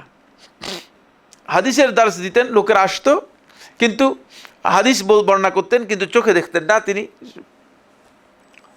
তার এক ছাত্র আসলেন, এসে বললেন আব্দুল্লাহ ইবনে আব্বাস রাদিয়াল্লাহু তাআলা, আসসালামু আলাইকুম ওয়া রাহমাতুল্লাহি ওয়া বারাকাতুহু ওয়া মাগফিরাতুহু। কোথাও ভুল আছে? কোথাও কোনো ভুল আছে?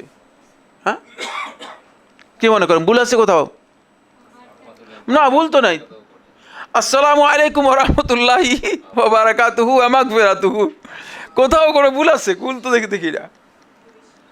আব্দুল্লাহ ইবনে আব্বাস রাদিয়াল্লাহু তাআলা আনহু বললেন, আলাস্তা আনতাল্লাযী কুনতা জিতা ইলাইনা মিন ক্বাবল, তুমি কি ওই ব্যক্তি নও যে আগে আমাদের দার্সের মধ্যে অংশগ্রহণ করতে, আমাদের আলোচনায় হাদিস শুনতে, আমাদের এই আলোচনার মধ্যে থাকতে? তুমি কি সেই নয়? মানে আব্দুল্লাহ আব্বাস তো অন্ধ, তিনি চিনতে পারছেন কথা থেকে, কথার আওয়াজ থেকে চিনতে পারছেন। তুমি কি সেই ব্যক্তি নয়? নাম বললো যে হ্যাঁ, বালা আমি তো সেই ব্যক্তি, আমি অমুক।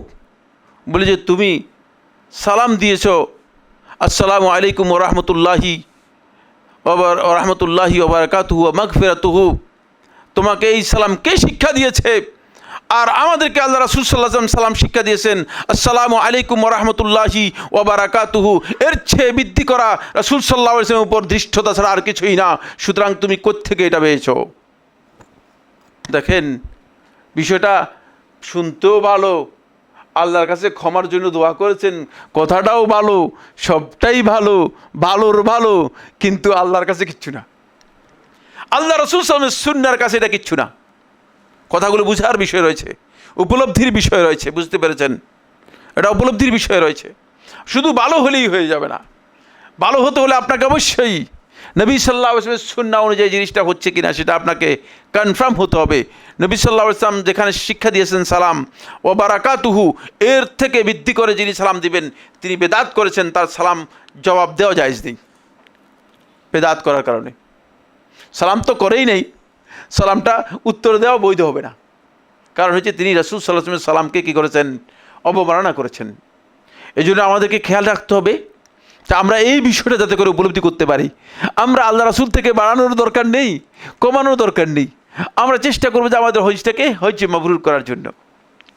আসুন, হজের ক্ষেত্রে মূল বিধান যেটা সেটা হচ্ছে এই, আমাদের হজটা যাতে করে হজ্জে মাবরুর হয়, তাহলে এই হজ্জে মাবরুরের যে ফজিলত রাসূলুল্লাহ সাল্লাল্লাহু আলাইহি ওয়াসাল্লাম বলেছেন সেই ফজিলত আমরা পাবো। তাই কেবল হজ আদায় করে আপনি হজ্জে মাবরুরের ফজিলত পাবেন না। এই জন্য আপনার হজটাকে হজ্জে মাবরুর করতে হলে এর যে বৈশিষ্ট্যগুলো আছে, আমরা জানি না সময় আমাদেরকে সাপোর্ট করবে কিনা। আলোচনায় অনেক লম্বা আলোচনা আমার সামনে রয়েছে, যেটা মনে করেন অনেক দীর্ঘ আলোচনা। আমি চেষ্টা করব, নইলে আমি শুধুমাত্র পয়েন্টগুলো বলে যাব, খুব দ্রুত আপনারা শুনে যাবেন। চেষ্টা করবেন যতটুকু সম্ভব আয়ত্ত করা যায়। পরবর্তীতে হয়তো এখানে রেকর্ড হচ্ছে, রেকর্ড থেকে আপনারা জেনে নেওয়ার জন্য চেষ্টা করবেন ইনশাআল্লাহ তাআলা। সহিহ বুখারী এবং মুসলিমের হাদিসের মধ্যে রাসূলুল্লাহ সাল্লাল্লাহু আলাইহি ওয়াসাল্লাম ইরশাদ করেন, রাসূলুল্লাহ আসলামকে প্রশ্ন করা হয়েছে, আল্লাহ রাসূল সাল্লাল্লাহু আলাইহি ইসলাম, আইয়ুল আমালে আফদাল, কোন কাজটা সবচেয়ে শ্রেষ্ঠ কাজ, সবচেয়ে ভালো উত্তম কাজ, ফজিলতের কাজ? তখন রাসূলুল্লাহ সাল্লাম বলেছেন, ঈমানু বিল্লাহি ওয়া রাসূলিহি, আল্লাহ এবং তার রাসূলের প্রতি ঈমান আনা। কিলা সুম্মা আইয়ুন, প্রশ্ন করা হয়েছে তারপরে কোন কাজটি সবচেয়ে শ্রেষ্ঠ? কাল আল জিহাদু ফি সাবিলিল্লাহ, আল্লাহর রাস্তায় জিহাদ করা। কিলা সুম্মা আইয়ুন, তারপরে কোনটি? কালা হাজ্জুন মাবরুর, হজ্জে মাবরুর। তাহলে শ্রেষ্ঠ কাজের যে তালিকা রাসূলুল্লাহ সাল্লাল্লাহু আলাইহি ওয়াসাল্লাম দিয়েছেন, তার মধ্যে সবচেয়ে শ্রেষ্ঠ কাজের তালিকার মধ্যে যেই থার্ড স্টেজ বা থার্ড যেই মানে পজিশনটা গ্রহণ করেছে, সেটা গ্রহণ করেছে হজ্জে মাবরুর। এই জন্য হজ্জে মাবরুরের গুরুত্ব অপরিসীম। এই বিষয়ে হাফিজ মুনাবি রহমতুল্লাহ আলাইহি ফয়জুল কাদিরের মধ্যে উল্লেখ করেছেন। তিনি বলেছেন যে রাসূলুল্লাহ সাল্লাল্লাহু আলাইহি ওয়াসাল্লাম হজ্জে মাবরুরকে তৃতীয় পর্যায়ে রেখেছেন এই জন্য, কারণটা উল্লেখ করতেছেন। কারণ উল্লেখ করেছেন মুহাদ্দিসিনদের মধ্যে উল্লেখযোগ্য ব্যক্তি হাফিজ মুনাবি রহমতুল্লাহ, তার কিতাব ফয়জুল কাদিরের মধ্যে তিনি উল্লেখ করতেছেন, বলতেছেন যে কেন রাসূলুল্লাহ সাল্লাল্লাহু আলাইহি ওয়াসাল্লাম এখানে 3 নম্বরে হজ্জে মাবরুরের কথা উল্লেখ করেছেন। স্বাভাবিক নিয়ম অনুযায়ী হজ্জে মাবরুরের ফজিলত রাসূলুল্লাহ সাল্লাল্লাহু আলাইহি ওয়াসাল্লাম যেভাবে বর্ণনা করেছেন, সেখানে হজ্জে মাবরুরটা মানে দ্বিতীয় গ্রেডে থাকার কথা ঈমানের পরে, কারণ ঈমানের পরে এই গ্রেডটাই পাওয়ার কথা ছিল। বলছেন যে জিহাদ ফি সাবিলিল্লাহ এর মাধ্যমে সামগ্রিক কল্যাণ সাধন হয়, কিন্তু হজের মাধ্যমে সামগ্রিক কল্যাণ সাধন হয় না। এই কারণে রাসূলুল্লাহ সাল্লাল্লাহু আলাইহি ওয়াসাল্লাম জিহাদ ফি সাবিলিল্লাহকে আগে উল্লেখ করেছেন, কারণ জিহাদ ফি সাবিলিল্লাহ ব্যক্তির সাথে সম্পৃক্ত বিষয় নয়, একেবারে সামগ্রিক মানুষের সাথে জড়িত, সামগ্রিক কল্যাণের মাধ্যমে নিহিত হয়ে থাকে। আর হজ্জের মাধ্যমে সামগ্রিক কল্যাণ নিহিত হয় না, এই কারণে হজটাকে কী করা হয়েছে? তৃতীয় স্তরে রাখা হয়েছে। সুতরাং এই হজটা আমরা যেন আমাদের হজটাকে হজ্জে মাবরুর করতে পারি, এই জন্য আমাদেরকে সর্বোচ্চ চেষ্টা করতে হবে। এর প্রথম 1 নম্বর যে বৈশিষ্ট্য, 1 নম্বর বৈশিষ্ট্য হচ্ছে হজের সফরের শুরু থেকে আরম্ভ করে হজের সফর শেষ করা পর্যন্ত পুরাটি সময় আপনাকে আল্লাহ রাব্বুল আলামিনের তাওহীদের উপর আপনাকে প্রতিষ্ঠিত থাকতে হবে এবং তাওহীদ নষ্ট করে এই কাজগুলো থেকে নিজেকে পরিপূর্ণরূপে বিরত থাকতে হবে। যদি আপনি তাওহীদ প্রতিষ্ঠা করতে না পারেন, তাওহীদকে বাস্তবায়ন করতে না পারেন, তাহলে আপনার হজটা হজ্জে মাবরুর হবে না। তাওহীদের উপর আপনাকে থাকতে হবে। তাওহীদের উপর থাকার অর্থটা কি? তাওহীদের উপর থাকার অর্থ হচ্ছে শিরক মুক্ত অবস্থানে থাকতে হবে। হজের মধ্যে যদি আপনি গিয়ে এমন কোনো কাজ করেন যে কাজ তাওহীদের পরিপন্থী অথবা আপনার তাওহীদকে নষ্ট করে থাকে, তাহলে আপনার হজটা আর হজ্জে মাবরুর হবে না, হজ্জে মাবরুর হবে না। আপনি হজ করতে গিয়েছেন, আপনি গিয়ে মানে সৌর গুহাতে গিয়ে সেখানে পাথর নিয়ে এসে বরকতের জন্য বলছে এটা নিয়ে যাই, এর মাধ্যমে বরকত হাসিল করলে মোটামুটি ভালো কিছু একটা আশা করা যায়। তারপরে আরাফার ময়দানে গেছেন, আরাফার ময়দান থেকে কিছু মাটি নিয়ে আসলেন বরকতের জন্য, বললেন যে আরাফার ময়দানে গিয়ে আরাফার ময়দানে বড় বড় আছে, কী বলা হয় তাকে, সেখানে অনেকে আছে নাম লিখে দিয়ে আসতেছে, বলে নাম লিখে দিয়ে আসলে যদি মান্নত করলে সেটা হাসিল হয়ে যায়। মানে এগুলো সবটাই শিরক, তাওহীদের পরিপন্থী। তাওহীদের পরিপন্থী এমনকি আমি মানে আমার এমন কোনো হজের প্রোগ্রামে দেখি নাই যে মুশরিক ব্যক্তি আরাফার ময়দানে শিরক করতেছে না। তাহলে এরা কি হজ করতেছে? তারা বলল আল্লাহ আমাদের এই দোয়াটা কবুল করবেন, মানে আব্দুল কাদের জিলানীর উসিলায়, আমাদের বিশ্বাস হুজুরের উসিলায়, অমুকের উসিলায়, তমুকের উসিলায়। তো কোথায় চলে গেল তার? সে তো আল্লাহকেই চিনল না, সে তো আল্লাহ তাআলাকেই চিনে নেই। এই জন্য আপনার এই পুরা হজটা যেমন তাওহীদের ঘোষণা, লাব্বাইক আল্লাহুম্মা লাব্বাইক, লাব্বাইক লা শারীকা লাক লাব্বাইক, ইন্নাল হামদা ওয়ান নি'মাতা লাকা ওয়াল মুলক লা শারীকা লাক। দেখেন পুরোটাই তাওহীদ। এই জন্য জাবের ইবনে আব্দুল্লাহ রাদিয়াল্লাহু তাআলা যখন সহিহ মুসলিমের রাওয়ায়াতের মধ্যে উল্লেখ করেছেন, তখন জাবের রাদিয়াল্লাহু তাআলা বলেছেন যে রাসূলুল্লাহ সাল্লাল্লাহু আলাইহি ওয়াসাল্লাম তাওহীদের মাধ্যমে হজের ইহরাম করেছেন। সুতরাং প্রথম কাজ হচ্ছে যেটা, সেটা হলো এই, আপনাকে তাওহীদ যেন আপনার ঠিক থাকে, কোনোভাবেই আল্লাহ রাব্বুল আলামিনের সাথে শিরক হয় এমন কোনো কাজের সাথে সম্পৃক্ত হতে পারবেন না। আমরা প্রায় এই সমস্ত কাজের সাথে জড়িত। আমার কাছে এসে আমাদের কাছে ক্লাস করে বুঝলেন, আমরা ডিপ্লোমা কোর্স করে থাকি। আমি শান্তিনগরে মানে আইআরডিসি যেই আমাদের সেন্টার রয়েছে, সেন্টারে বুঝলেন, আমার কাছে ক্লাস করে এসে বলতেছে যে শেখ, বলছে আমি এর কাছে গিয়েছিলাম, এটা কি বলে এই ওই যে কবিরাজের কাছে গিয়েছিলাম, তখন কবিরাজ বলছে যে মানে আপনাকে 2টা জিন দিয়ে অনেক কঠিন আপনাকে তাবিজ করেছে, জাদু করেছে। এখন মানে এটা কোনোভাবেই ঠিক করা যাবে না যতক্ষণ পর্যন্ত কবিরাজের কাছ থেকে তাবিজ না নেওয়া যায়, তাবিজ না নিলে ঠিক করা যাবে না। তো আমি তারা জিজ্ঞেস করলাম যে কবিরাজ কি আল্লাহর সাথে কথা বলে এটা আপনাকে বলছে, না কবিরাজ গায়েব জানে, কোনটা? আপনি আমার কাছে কিসের পড়লেন? আমার ক্লাসের মধ্যে আপনি কি পড়লেন?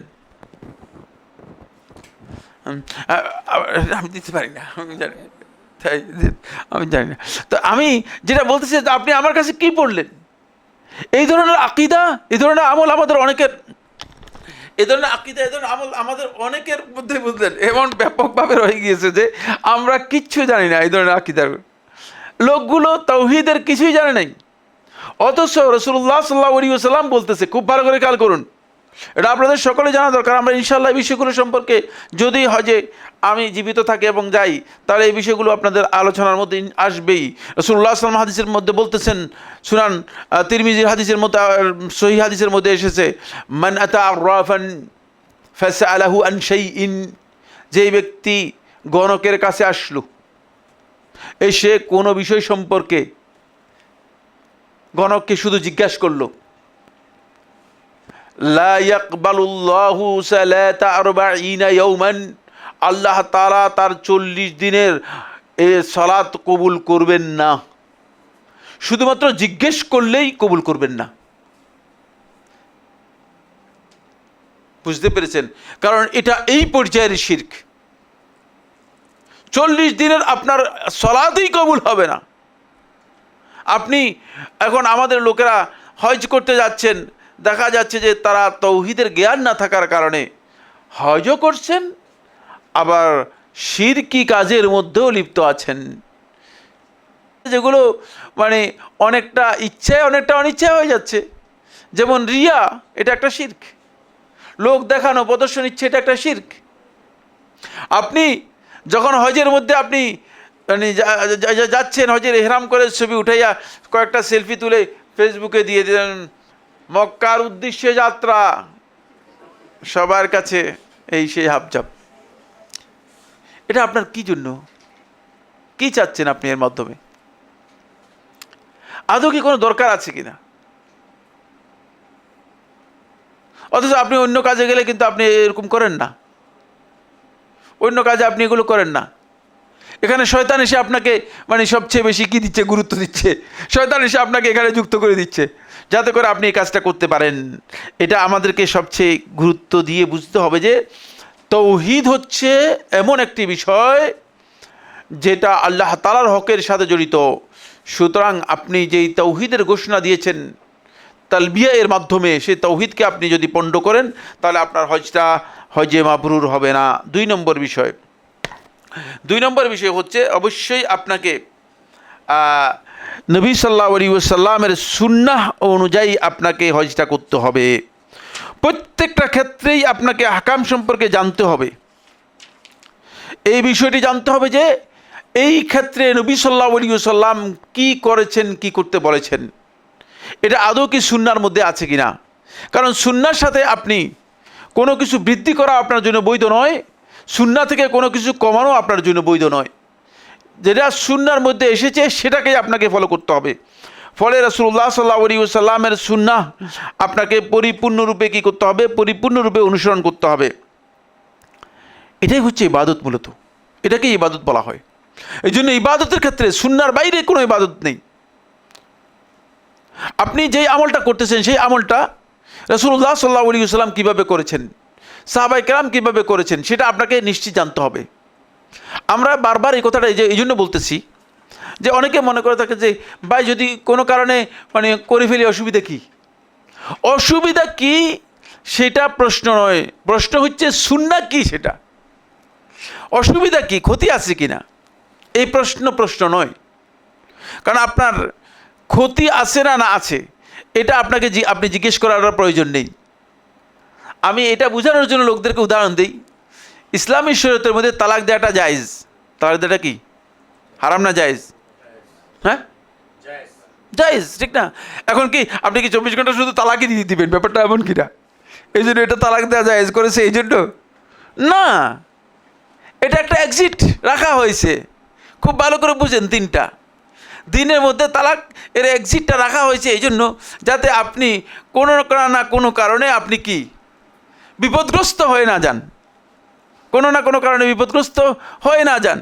এই জন্য আপনি জানেন সবচেয়ে বড় মানে যার নাম উল্লেখ করা হয় তাকে আব্দুল কাদের ইবনে আবি সালেহ আল জিলি, যাকে আব্দুল কাদের আর জিলানি বলা হয়, সে প্রথম বিয়ে করে তালাক দিয়ে দিয়েছে।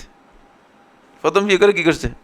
তালাক দিয়েছে। রাসূলুল্লাহ সাল্লাল্লাহু আলাইহি ওয়াসাল্লাম দুজন স্ত্রীকে তালাক দিয়েছেন, রাসূলুল্লাহ সাল্লাল্লাহু আলাইহি ওয়াসাল্লাম দুজন স্ত্রীকে তালাক দিয়েছেন। সুতরাং তার মানে তালাক হতেই পারে, এটা এক্সিট। কিন্তু তালাকের অর্থ এই নয় যে মানে তা আপনাকে জায়েজ যেহেতু সব এটাই করবো না, আপনাকে জানতে হবে যে কোন আমলটুকু সুন্নাহ, সেই অনুযায়ী আপনার আমলটা করতে হবে। আপনি আমাদেরকে এটা প্রশ্ন কোনোদিন করবেন না যে যে এটা কোনোরকম বাঁচানো যায় কিনা।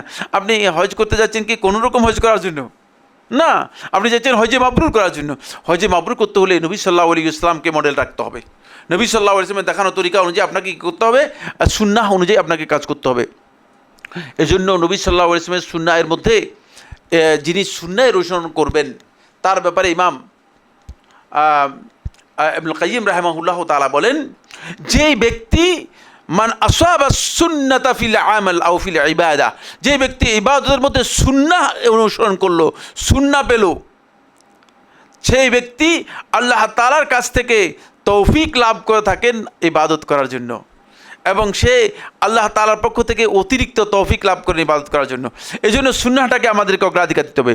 2 নম্বর যে পয়েন্টটি, 3 নম্বর পয়েন্ট হচ্ছে যেটা, সেটা হলো সুন্নাহর সাথে আরেকটা জিনিস যুক্ত করতে হবে, এটা গুরুত্বপূর্ণ। সেটা হলো ইবাদতের মধ্যে ইখলাস, আল্লাহর সন্তুষ্টিকে অগ্রাধিকার দিতে হবে। আপনি ইখলাস বলতে এখানে বোঝানো হচ্ছে আল ইবতিআদু মিনার রিয়া ওয়াস সুমআহ ও আল ইবতিআদু মিন আরাদিদ দুনিয়া। 1 নম্বর হচ্ছে লোকদেরকে শোনানো, লোকদেরকে জানানোর ইচ্ছা থেকে সরে আসা। 2 নম্বর হচ্ছে আল ইবতিআদু মিন আরাদিদ দুনিয়া, দুনিয়ার কোনো স্বার্থ থেকে ফিরে আসা, সরে যাওয়া। 3 নম্বর হচ্ছে তাসহিহুন নিয়া, 3 নম্বর হচ্ছে নিয়তটাকে পরিশুদ্ধ করা, ওয়া দোয়া লাহুমা, এবং এর জন্য মানে দোয়া করা যাতে করে আল্লাহ তাআলা নিয়তটা আপনার সঠিক করে দেয়। কারণ নিয়ত কঠিন জিনিস। নিয়ত করছেন একবারে আল্লাহ সন্তুষ্টির জন্য করবেন, যেতে যেতে যেতে এক পর্যায়ে যখন দেখতেছেন সবাই ছবি উঠাচ্ছে না, কিছু ছবি উঠাই দিই। আপনি দেখতেছেন ছবি উঠায়, এরপরে ছবি উঠায়, এরপরে মনে হচ্ছে যেন আপনি গেছেন ফটোগ্রাফার। আসলে কিন্তু ফটোগ্রাফার হিসেবে যান না, এখান থেকে আপনার নিয়ত ছিল না ফটোগ্রাফের কাছে যাওয়ার জন্য, ফটোগ্রাফের জন্য আপনাকে এই কাজের জন্য নেই, কিন্তু আপনি ফটোগ্রাফার, এই জন্য আপনার খেয়াল রাখতে। এরপরে 4 নম্বর হচ্ছে যে বিষয়টি, সেটা হলো ইস্তিহদাবু মারদাতিল্লাহ, মানে প্রত্যেকটা কাজে আল্লাহর সন্তুষ্টিটাকেই টার্গেট করবেন, যে আল্লাহ তাআলাকে সন্তুষ্ট করতে পারলাম কিনা।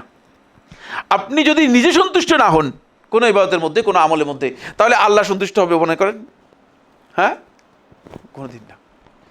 এখন আপনি নিজে নিশ্চিত হতে হবে যে আমি আসলে আমার আমলটার মাধ্যমে সন্তুষ্ট হতে পারলাম কিনা। যদি আপনি আপনার আমলের মধ্যে সন্তুষ্টি আপনার অন্তরের মধ্যে আসে, না আলহামদুলিল্লাহ আমি সুন্নাহ ট্রাভেলসের সাথে আসলাম, হজটা করলাম, উমরাটা করার পরে আপনার মধ্যে মনে হলো যে না আমি যে উমরাটা করেছি ঠিকঠাক মতো উমরাটা হয়ে গেছে, আপনার অন্তরের মধ্যে যখন সন্তুষ্টি আসবে আপনার টার্গেটটাও পূরণ হবে, সেটা আল্লাহর সন্তুষ্টিকে আপনি অগ্রাধিকার দিতে পারবেন, আল্লাহর সন্তুষ্টিতে পাবেন, আল্লাহর সন্তুষ্টিটা আপনি পাবেন। এই জন্য আল্লাহর সন্তুষ্টিটাকে আপনাকে কী করতে হবে? টার্গেট রাখতে হবে। ইখলাসের জন্য দোয়া করা, ইখলাসের জন্য রাসূলুল্লাহ সাল্লাল্লাহু আলাইহি ওয়াসাল্লাম কি দোয়া করেছেন? সুবহানাল্লাহ। আল্লাহ রাসূল সাল্লাল্লাহু আলাইহি ওয়াসাল্লামের সাহাবী আনাস ইবনে মালিক রাদিয়াল্লাহু বর্ণনা করেন, তিনি বলেন রাসূলুল্লাহ সাল্লাল্লাহু আলাইহি ওয়াসাল্লাম আব্দুল্লাহ ইবনে উমর রাদিয়াল্লাহু বর্ণনা করেন, তিনি বলেন যে রাসূলুল্লাহ সাল্লাল্লাহু আলাইহি ওয়াসাল্লাম 4 দিরহামের একটা চাদর পরে আল্লাহ রাসূল সাল্লাল্লাহু আলাইহি ওয়াসাল্লাম ইহরাম করেছেন। দেখেন কত মানে হালকা, কত সাধারণ পোশাক আল্লাহ রাসূল সাল্লাল্লাহু আলাইহি ওয়াসাল্লাম গ্রহণ করতেন, মানে যাতে কোনো অহংকার নেই, যাতে কোনো ধরনের প্রাচুর্য নেই, ঐশ্বর্য নেই, মানে একেবারে মানে আমাদের মধ্যে মনে হয় যেন মানে একটা কিছু করতে পারলে মানে ভিন্ন রকম মনে হয় না, এটা নেই। এরপরে আল্লাহ রাসূল সাল্লাল্লাহু আলাইহি ওয়াসাল্লাম বলতেছেন আল্লাহুম্মা হাজ্জাতান লা রিয়া ফিহা ওয়ালা সুমআহ, এটা খুবই গুরুত্বপূর্ণ সুন্নাহ। এটা আমি গত আলোচনার মধ্যে বলার কথা ছিল, বলতে পারি নাই, সময়ের কারণে পুরো আলোচনা শেষ করতে পারি নাই। আল্লাহুম্মা হাজ্জাতান লা রিয়া ফিহা ওয়ালা সুমআ, হে আল্লাহ এমন একটা হজ নসিব করেন, এমন একটা হজ আমাকে আদায় করতে দেন, লা রিয়া ফিহা ওয়ালা সুমআ, যার মধ্যে লোক দেখানোর কোনো ইচ্ছা, লোকদেরকে জানানোর কোনো ইচ্ছা কোনোটাই থাকবে না। এটা বেশি বেশি করে দোয়া করবেন আল্লাহ তাআলার কাছে, এটা দোয়া এর সাথে অন্তর্ভুক্ত। এটা আব্দুল্লাহ ইবনে ওমর রাদিয়াল্লাহু তাআলা বলতেন, হাদিস দ্বারা প্রমাণিত হয়েছে। সুতরাং এটা হজের ইহরামের সাথে সম্পৃক্ত গুরুত্বপূর্ণ বিষয়। ইখলাসের জন্য আমাদেরকে ইখলাসের জন্য এই কাজটি করতে হবে। এটা হলো 2 নম্বর পয়েন্ট, 3 নম্বর পয়েন্ট। তারপরে 4 নম্বর যে পয়েন্টটি সেটা হলো অবশ্যই আপনাকে গুরুত্ব দিতে হবে যে বিষয়টি, সেটা হলো আপনি ভালো কাজের নিয়তের মাধ্যমে আপনি আল্লাহর দিকে নিজেকে পরিপূর্ণরূপে প্রত্যাবর্তন মনোনিবেশ করবেন। এবং মানে দুনিয়ার যত বিষয় আছে, দুনিয়ার যত মানে চাহিদা কামনা বাসনা আছে, এগুলোকে সবগুলোকে বর্জন করার জন্য চেষ্টা করবেন। এগুলো থেকে নিজের সম্পর্কটাকে যত বেশি কমিয়ে আনতে পারেন তত বেশি আপনি আল্লাহর সন্তুষ্টিটা কী করবেন, অর্জন করতে পারবেন। এখানে একটা হাদিস ইমাম আহমদ ইবনে হাম্বল রহমতুল্লাহ তার মুসনাদের মধ্যে বর্ণনা করেছেন, হাদিস নম্বর 8286, এবং হাদিসটিকে শেখ নাসরুদ্দিন আলবানী রহমতুল্লাহ হাসান বলেছেন। সহিহুল মুসনাদের মধ্যে এই হাদিসটি এসেছে, এটা 1261 নম্বর হাদিস। শেখ জিয়াউর রহমান আদমি রাহিমাহুল্লাহ তাআলা তিনি এটাকে সহি বলেছেন। তাহকিকুল মুসনাদের মধ্যে 14 নম্বর খণ্ডের 442 পৃষ্ঠায় শেখ শোয়েব আরনাউত রাহিমাহুল্লাহ তাআলা হাদিসটিকে হাসান বলেছেন। হাদিসটি হচ্ছে এই, রাসূলুল্লাহ সাল্লাল্লাহু আলাইহি ওয়াসাল্লাম ইরশাদ করেন, মা মিন খারিজিন ইয়াখরুজু মিন বাইতিহি, যখনই কোনো বান্দা তার ঘর থেকে কোনো একটা নিয়ত করে, কোনো একটা উদ্দেশ্য করে তিনি বেরিয়ে আসেন। আমরা তো নিয়ত করে বের হয়েছি আল্লাহর ঘরের সন্তুষ্টির জন্য, ঠিক না? কোনো একটা বান্দা যখন মা মিন খারিজিন ইয়াখরুজু মিন বাইতিহি, যখনই কোনো বান্দা আল্লাহর ঘর মানে নিজের ঘর থেকে বেরিয়ে আসে নিয়ত করে কোনো একটা উদ্দেশ্যে, ইল্লা বিবাবিহি রায়াতানি, তার ঘরের সামনে মানে 2টা ঝান্ডাধারী উপস্থিত হয়, 2টা ঝান্ডা নিয়ে আসে। রায়াতুন বিয়াদি মালাক, একটা ঝান্ডা ফেরেশতার হাতে থাকে, ও রায়াতুন বিয়াদি শয়তান, আর একটা ঝান্ডা শয়তানের হাতে থাকে। মানে এরা তার পিছু ধরে ফাইন খারাজা লিমা ইউহিব্বুহুল্লাহু আযজা ওয়া জাল্লা, যখন সে আল্লাহর সন্তুষ্টির জন্য নিয়ত করে বের হয়, উদ্দেশ্য হচ্ছে সওয়াবের উদ্দেশ্য। আপনি এখানে আসছেন, খুব ভালো করে খেয়াল করুন, বের হওয়ার সময় আপনাকে যদি নিয়ত করতেন যে আমি আল্লাহ আপনার সন্তুষ্টির জন্য যাচ্ছি, সওয়াবের উদ্দেশ্যে যাচ্ছি, তাহলে আপনার পুরো কাজটাই সওয়াব হয়ে যেত। কিন্তু বের হয়ে চলে আসছেন, এরপরে চলেও গেছেন, সওয়াবটা মানে মাহরুম হয়ে গেছে। এই জন্য বের হওয়ার সময় খেয়াল করতে হবে যে বের হওয়ার সময় খুবই গুরুত্বপূর্ণ কতগুলো বিধান আছে, সেই বিধানগুলো আমাদেরকে জানতে হবে। যখন ফাইন খারাজা লিমা ইউহিব্বুহুল্লাহু আযজা ওয়া জাল, আল্লাহ তাআলা যেটা পছন্দ করেন সেটার জন্য যদি বের হয়, আতবাহুল মালাকু বিরায়াতিহি, ফেরেশতা তার পিছে পিছে যায় তার যে ঝান্ডা আছে ওই ঝান্ডা নিয়ে। ফালাম ইয়াজাল তাহতা রায়াতিল মালাক, ফেরেশতার ঝান্ডার নিচে সে থাকতেই থাকে অবস্থায় হাত্তা ইয়ারজা ইলা বাইতিহি, ঘরে ফিরে আসা পর্যন্ত। হাদিসটিকে বলেছি 4 জন হাদিসের নাম উল্লেখ করেছি এই যুগের যারা গবেষক, এবং শেখ জিয়াউর রহমান আজমি মানে গবেষকদের মধ্যে শক্তিশালী গবেষক, সহিহুল মুসনাদের মধ্যে হাদিসটাকে সহি বলেছেন। লেখে নেন হাদিস নম্বর 1261। প্রত্যেকটা হাদিস তাহকিক ছাড়া কথা বলি না, খেয়াল রাখবেন আপনারা, একটা কথাও তাহকিক ছাড়া। বহুত পড়ালেখা করে এসে তারপরে কথা, বহুত উনি বুঝলেন না, এখানে এত পড়ালেখা করে এসে উনি কথা বলার দরকার ছিল না, কিন্তু কেন এত পড়ালেখা করে? তার কারণ হচ্ছে যাতে একটি শব্দও কি না হয়, একটি শব্দ মন গড়া অথবা ভুল না হয়, একটি শব্দ মন গড়া এবং ভুল না হয়। খুব ভালো করে খেয়াল করুন, এই মানে হাত্তা ইয়ারজা ইলা বাইতিহি, ঘরে ফিরে আসা পর্যন্ত যেন সে মানে এই ফেরেশতার মানে তার ফেরেশতার ঝান্ডার নিচে থাকবে। ওয়াইন খারাজা লিমা ইয়াসখাতুল্লাহ, যদি আল্লাহ তাআলা অসন্তুষ্টির কোনো কিছু উদ্দেশ্য করে বের হয়, উদ্দেশ্যের মধ্যে একটু সমস্যা, উদ্দেশ্যের মধ্যে গড়বড়, ওই যাচ্ছি হজে, যদি সুযোগ পাই, স্বর্ণের দাম তো একটু কম আছে, সে সৌদি আরবে জানি, স্বর্ণ যদি কিছু নিয়ে আসা যায় তাহলে মোটামুটি বাংলাদেশে বিক্রি করলে কাজ হয়ে যাবে। তাহলে আপনার আর ওই হজ্জে মাবরুরের সম্ভাবনা নেই, হজ্জে মাগরুর হয়ে যাবে। একটা হচ্ছে হজ্জে মাবরুর, আর একটা হচ্ছে কি হজ্জে মাগরুর। মাগরুর হচ্ছে প্রতারিত হজ, যে হজ্জের মধ্যে প্রতারণা আছে। এখন হজ্জে মাগরুর করবেন না হজ্জে মাবরুর করবেন, সেটা আপনি সিদ্ধান্ত নিতে হবে। সে সিদ্ধান্ত কে নিবে? আপনি নেবেন, হয়তো মাগরুরে যাবেন না, হয়তো মাবরুরে আসার জন্য চেষ্টা করবেন, হয়তো মাবরুরে আসার জন্য চেষ্টা করবেন। যখন এই উদ্দেশ্যে বের হবেন, আতবাহু শয়তানু বিরায়াতিহি, শয়তান তার ঝান্ডা নিয়ে কি হয় এর পিছনে পিছনে লাগে। ফালাম ইয়াজাল তাহতা রায়াতি শয়তান, সে শয়তানের ঝান্ডার নিচেই থাকবে হাত্তা ইয়ারজি, যতক্ষণ পর্যন্ত ফিরে আসে। যদি কোনো কারণে নিয়ত পরিবর্তন হয়ে যায় তাহলে শয়তান দূর হয়ে যাবে। আল্লাহর বান্দা খারাপ কাজের নিয়ত করে বের হওয়ার পরেও আল্লাহ তাআলা যদি কোনো কারণে বান্দার নিয়তের পরিবর্তন করে দেন তাহলে কিন্তু সে হেদায়েতের উপর চলে আসতে পারে। যেমন কোনো ব্যক্তি যাওয়ার সময় ইখলাস ছিল না, খুব ভালো করে খেয়াল করুন, খুবই ইম্পর্টেন্ট মাসালা আলোচনা করতেছি। যাওয়ার সময় ইখলাস ছিল না, হজের উদ্দেশ্যে যাচ্ছে, ইখলাস ছিল না, মানে টাকা পয়সা আছে। এখন সব অফিসাররা বলতেছে যে স্যার আপনি কি ব্যাপার, কি সবাই হজ করে আর আপনি হজ করেন না কি? আপনার বলছে আচ্ছা ঠিক আছে, তোমরা যখন বলতেছো যাই, অসুবিধা কিসের? যেমন একজন বলতেছে, কালকে এসে আমার কাছে বলতেছে যে মানে তিনিও ডাক্তার, তার মানে হাজব্যান্ডও ডাক্তার, দুজনেই ডাক্তার। ভালো বলছে ঘোরার জন্য তো বিভিন্ন জায়গায় যাওয়া হয়, তো অসুবিধা কিসে? ঘোরার জন্য আল্লাহর করেই যাই। তাহলে কী করলো হজটাকে? হয়তো মাগরুর করে ফেলছে না, মাবরুরকে মাগরুর করে ফেলছে। শুধু সামান্য কথা, কিন্তু কথাটা ভেরি সিম্পল, কিন্তু বাট হজটাকেই বরবাদ করে দিয়েছে। বলা দরকার ছিল যে আল্লাহর করে সম্মানার্থে যাব, এটাকেই অগ্রাধিকার দিব আমি এই সফর থেকে, কিন্তু উল্টা বলে দিয়েছে যে অন্যখানে বিভিন্ন জায়গায় সফরে যাওয়া হয়তো অন্যখানে না গিয়ে যদি এখানে যাই তাহলে আরও ভালো হলো। তাহলে এটাকে বোঝা যাচ্ছে যে অনেকটা নমিনাল মনে করেছেন, অনেকটা সামান্য মনে করেছেন। খবরদার, এই বিষয়টা খেয়াল রাখতে হবে, এই বিষয়ে মাথার মধ্যে রাখতে হবে। যদি এই ধরনের কোনো উদ্দেশ্য নিয়ে বের হয়, কিন্তু যখন গিয়েছেন আর আল্লাহর বান্দাদের আমল দেখে, যাদের সাথে গেছেন তাদের আমল দেখে, ভালো লোকদের অবস্থান দেখে অবস্থার অন্তর মধ্যে পরিবর্তন এসে গেছে, মনে মনে করলেন যে হায় রে আমি কী করতেছি, আমি তো এটা করার কথা না। অন্তরের পরিবর্তন হয়ে গেছে, অন্তরের মধ্যে আল্লাহ তাআলার ইখলাস এবং সন্তুষ্টির বিষয় এসে গিয়েছে, তাহলে পুরোটাই পরিবর্তন হয়ে যাবে। তখন তার পুরো আমলটাই নেক আমলে পরিণত হয়ে যাবে এবং তিনি তার হজটাও হজ মাবরুর হয়ে যাবে, আল্লাহ তাআলা কবুল করে নেবেন। এই জন্য নিয়ত যদি পরে পরিবর্তন হয়ে যায় তাহলেও কিন্তু আপনি হজের কী হয়ে যাবেন, ফজিলত পেয়ে যাবেন। আসুন, এটা 4 নম্বর বললাম। 5 নম্বর হচ্ছে হ্যাঁ 5 নম্বর হচ্ছে 6 নম্বর না, এটা 5 নম্বর হবে। 5 নম্বর হবে আমার হিসাব অনুযায়ী, আমার এখানে লেখা অনুযায়ী 5 নম্বর হবে, হয়তো কোনো এক জায়গায় ভুল হতে পারে, ওটা অসুবিধা নেই। 5 নম্বর হচ্ছে আত-তাবরিয়াতু মিনাদ দুনুবি ওয়াল মাআসি বিত-তাওবাতি ওয়াল ইস্তিগফার। আপনি ঘর থেকে বের হওয়ার আগেই যত গুনাহ আছে, যত অপরাধ আছে, যত অন্যায় আছে, সবগুলো তওবা এবং ইস্তিগফারের মাধ্যমে এগুলো থেকে নিজেকে মুক্ত করে নেবেন। একটু আল্লাহর ঘরে যাচ্ছেন, একটু ফ্রেশ হয়ে যেতে হবে। মানুষের কিছু নষ্ট করলেন, তওবা এবং ইস্তিগফারটা খুবই গুরুত্বপূর্ণ। এই প্রস্তুতিটুকু আমাদেরকে নিতে হবে হজে মাবরুরের জন্য, যাতে করে আপনার হজটা, কারণ গুনার মধ্যে আপনি ভালো কাজ যুক্ত করে দিতে পারেন না, মদের মধ্যে দুধ ঢেলে দিতে পারেন না, তাহলে এটা আর পবিত্র থাকবে না।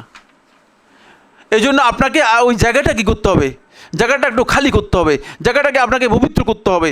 আপনি যখন তওবা এবং ইস্তিগফারের মাধ্যমে জায়গাটাকে পবিত্র করে নেবেন, জায়গাটাকে ঠিক করে নেবেন, তখন আপনার মধ্যে এটা তৈরি হবে যে আপনি ভালো জিনিস সেখানে দিলে তখন কাজে আসবে, তখন ভালো জিনিস আপনার কাজ করবে। এই জন্য আপনাকে এই কাজটা করতে হবে দ্রুত। এখন আর মানে ডান বাম আমি তাকাবো না, এখন খালি দ্রুত বলে যাব, সেটা হচ্ছে সময়ের দিকে লক্ষ্য রেখে। এরপরে যে পয়েন্টটি সেটা হলো অধিক পরিমাণে আপনাকে জিকির করতে হবে, অধিক পরিমাণে আপনাকে জিকির করতে হবে। এটা আল্লাহ রাব্বুল আলামিন সূরা বাকারা 198 নম্বর আয়াতের মধ্যে বলেছেন।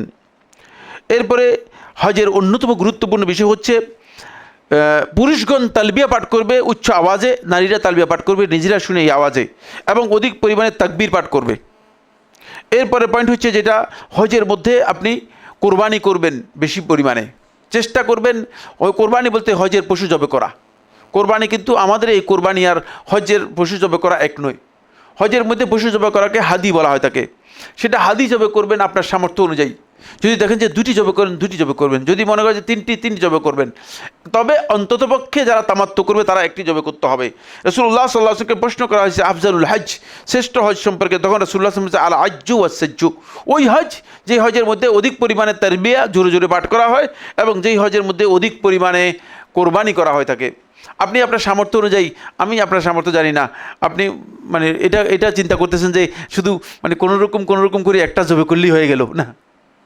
রাসূলুল্লাহ সাল্লাল্লাহু আলাইহি ওয়াসাল্লাম 100টা জবে করেছেন। তো আপনার মডেল আর আমার মডেল কে? তো সুতরাং আমরা মানে আল্লাহ রাসূল সাল্লাল্লাহু আলাইহি ওয়াসাল্লাম তো কোটি কোটি টাকার মানে ব্যবসা ছিল, এটা তো আপনারা জানতেন, ঠিক না? হ্যাঁ, রাসূলুল্লাহ সাল্লাল্লাহু আলাইহি ওয়াসাল্লাম কয়েকটা কোম্পানি ছিল, এটা তো আমরা সবাই জানি, ঠিক না? কি মনে করেন? হ্যাঁ, আমাদের কোটি কোটি টাকার ব্যবসা, আমাদের অসংখ্য কোম্পানি রয়েছে, মানে বাড়ি গাড়ি সব আছে, কিন্তু আমরা সেখানে গিয়ে প্রশ্ন করি যে, আমার কাছে প্রশ্ন আসে সাইফুল্লাহ ভাই, যদি আমরা কোরবানি না করে যদি রোজা রাখি তাহলে হবে কি না? এই প্রশ্ন কেন আমার কাছে আসবে? এই প্রশ্ন আসার তো কোনো সুযোগ নেই। কারণ হচ্ছে আল্লাহ তাআলা স্পেশালি আপনাকে টাকার কারণে, প্রাচুর্যের কারণে যেটা দিয়েছেন এই কারণেই ডেকে নিয়েছেন।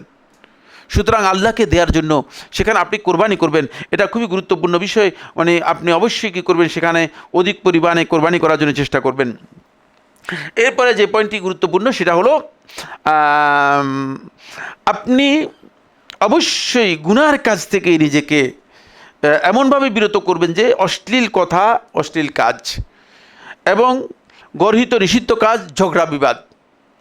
ঝগড়াটা হজের মূল যেই চেতনা এটাকে পরিপূর্ণরূপে ধ্বংস করে দেয় এবং এটাকে হজে মাবরুর থেকে বাতিল করে দেবে, হজে মাবরুর থেকে বাতিল করে দেবে। ঝগড়া কোনো অবস্থায় আপনি ঝগড়ায় যাবেন না। আমরা তো দেখি যে হাজি সাহেবরা কোনো কারণে যদি বাবুর্চি একটু লবণ কম দিয়ে দেয়, তখন বাবুর্চির সাথে ঝগড়া করতে যায়। আপনার কি এটা মানে এখানে এটা নিশ্চয়ই আলোচনা হয়েছে, ঠিক না? খাওয়া দাওয়া না খেয়ে থাকলে আপনি হজে কয়দিন, এই কয়দিন যদি সারা জীবনে তো খেয়েই ছিলেন, যদি কোনো কারণে না খেয়ে থাকেন কোনো অসুবিধা হবে? এটা একটা চেতনা নিয়ে যান যে আমি আল্লাহর মেহমান হিসেবে আসছি, সুতরাং আমি কিচ্ছু বলবো না। সুবহানাল্লাহ, আমার সাথে কোন সালে জানি, আমি এটা কোন সালের কথা বলবো, সেটা হচ্ছে 17 বা 18 সালে এক ভাই আমার সাথে হজে গিয়েছেন, অনেকে গিয়েছেন, মানে তার মধ্যে একজনের ব্যাপারে আমি লোকদেরকে ঘোষণা করে দিচ্ছি যে এই যে দেখতেছেন না, এই লোকটাকে চিনে রাখেন, এই লোকটার হজে মাবরুর হয়েছে। বুঝতে পেরেছেন? বলে কীভাবে?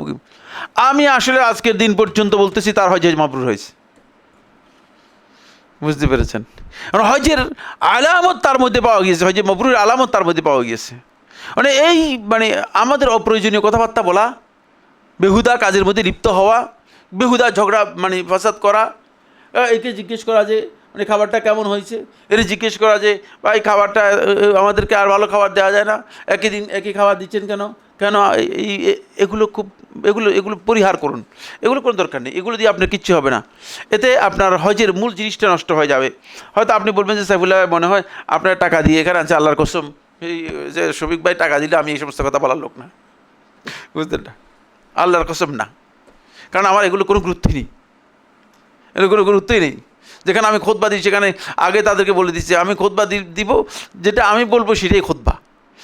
আপনাদের কোনো বক্তব্য দেওয়ার জন্য আমাকে কোনোদিন আপনারা অ্যাসাইন করতে পারবেন না, আপনার বক্তব্য দেওয়ার জন্য আমি আসিনি, আপনার বক্তব্যের কাজের জন্য আমি অ্যাসাইনমেন্ট নিব না, কোনোদিন নিব না। যেটা হক সেটা হক হিসেবে বলে দিব, স্পষ্ট কথা। এরপরে গুরুত্বপূর্ণ যে পয়েন্টটি সেটা হলো এই, আপনার হজের অন্যতম পাথেয় হবে সেটা হচ্ছে তাকওয়া। কত টাকা নিয়ে গেলেন সেটা নয়, টাকা তো অবশ্যই খাওয়ার জন্য কিছু নিয়ে যাবেন, কিন্তু তাকওয়ার পাথেয়টা আপনাকে নিতে হবে বেশি। আপনি দেখেন সুনান তিরমিজির, এটা হাদিসটা বলবো, সময় শেষ হয়ে গেছে। সুনান তিরমিজির হাদিসটা আনাস ইবনে মালিক রাদিয়াল্লাহু বর্ণনা করেন, তিনি বলেন যা রাজুলুন রাসূলুল্লাহ সাল্লাল্লাহু আলাইহি ওয়াসাল্লাম, এক ব্যক্তি রাসূলুল্লাহ সাল্লাল্লাহু আলাইহি ওয়াসাল্লামের কাছে আসলেন, ফাকালা ইন্নী উরিদুস সাফার, হে আল্লাহ রাসূল সাল্লাল্লাহু আলাইহি ওয়াসাল্লাম আমি সফরে যাওয়ার জন্য ইচ্ছা করতেছি, ফাযাউইদনি আমাকে কিছু পাথেয় দেন। তো রাসূল সাল্লাল্লাহু আলাইহি ওয়াসাল্লাম তো বুঝতেন যে পাথেয় দেন মানে আমাকে 20 টাকা 30 টাকা অথবা 100 রিয়াল দিয়ে দেন, 500 রিয়াল দিয়ে দেন না। দেখেন রাসূলুল্লাহ সাল্লাল্লাহু আলাইহি ওয়াসাল্লাম জাওয়াদাকাল্লাহু তাকওয়া, আল্লাহ তাআলা তোমাকে তাকওয়ার পথে সমৃদ্ধ করুক, তাকওয়ার পথেও নিয়ে সমৃদ্ধ, কারণ তোমার এই রাস্তার জন্য, এই সফরের জন্য, কেউ বলেছে এটা হজের সফরের কথা উল্লেখ করা হয়েছে, যে তোমার এই সফরের জন্য সবচেয়ে গুরুত্বপূর্ণ পথেও হচ্ছে, গুরুত্বপূর্ণ অবলম্বন হচ্ছে তাকওয়া। আল্লাহ তাআলা তাকওয়ার মাধ্যমে তোমাকে সমৃদ্ধ করুক। কালা জিদনি, আমাকে আরেকটু বেশি দেন। সাহাবিও জানেন যে আসলে টাকা পয়সা চাচ্ছি না, আমি চাচ্ছি আল্লাহ রাসূল সাল্লাল্লাহু আলাইহি ওয়াসাল্লাম যেটা বলেছেন সেটা। কালা জিদনি, আপনি একটু বাড়িয়ে দেন। কালা গাফারাল্লাহু যামবাক, আল্লাহ তাআলা তোমার গুনাহটা ক্ষমা করে দেখ। কারণ পথে যেতে হলে গুনাহ নিয়ে গেলে তাহলে মানে অনেক বড় বোঝা মাথার মধ্যে নিয়ে কষ্ট হয়ে যাবে, বোঝা বেড়ে যাবে। এই জন্য বোঝাটা ফেলে যাও, তাহলে তোমার কাজে লাগবে। খুব ভালো করে খেয়াল করেন, আপনার মাথার মধ্যে যদি 500 কেজির একটা বোঝা দিয়ে আপনাকে 200 কিলোমিটার পাঠাই, তাহলে আপনি চলতে পারবেন তো? গন্তব্যে পুষতে পারবেন না। এজন্য এর আগেই আমি বলেছি যে সমস্ত হারাম, সমস্ত অপরাধ, সমস্ত অন্যায় সবগুলোকে তওবার মাধ্যমে ফেলে দিয়ে হালকা হয়ে যাবেন, মাথার মধ্যে কোনো বোঝা নিয়ে যাবেন না। এইটাই রাসূলুল্লাহ সাল্লাল্লাহু আলাইহি ওয়াসাল্লাম বলতেছেন, ওয়াগাফারা যামবাক, আল্লাহ তাআলা তোমার গুনাহটা ক্ষমা করে দেয়। কালা জিদনি, বললেন হে আল্লাহ রাসূল সাল্লাল্লাহু আলাইহি ওয়াসাল্লাম আর একটু দেন না। বিআবি আনতা ওয়া উম্মি, আমার পিতামাতা আপনার জন্য উৎসর্গিত হোক, আপনি যেটা বলছেন এটা আমার অন্তরটা প্রশান্ত করে দিয়েছে, আমার অন্তরে প্রশান্তি এসে গিয়েছে, সুতরাং আপনি আর একটু বাড়িয়ে দিন। কালা ইয়াসসারাল্লাহু লাকাল খাইরা হাইসুমা কুন্ত, যেখানেই থাকো আল্লাহ তাআলা যেন ভালো তোমার জন্য সহজ করে দেয়। এইটাই হচ্ছে আমাদের একমাত্র পাথেয়। এই পাথেয়কে যদি সামনে নিয়ে যান, আপনি দেখবেন যে আপনার হজে মাবরুর হবে, যে এতে কোনো সন্দেহ নেই, এবং আপনি হজে মাবরুরে পৌঁছতে পারবেন। এরপরের পয়েন্ট যেটি, সেটা হলো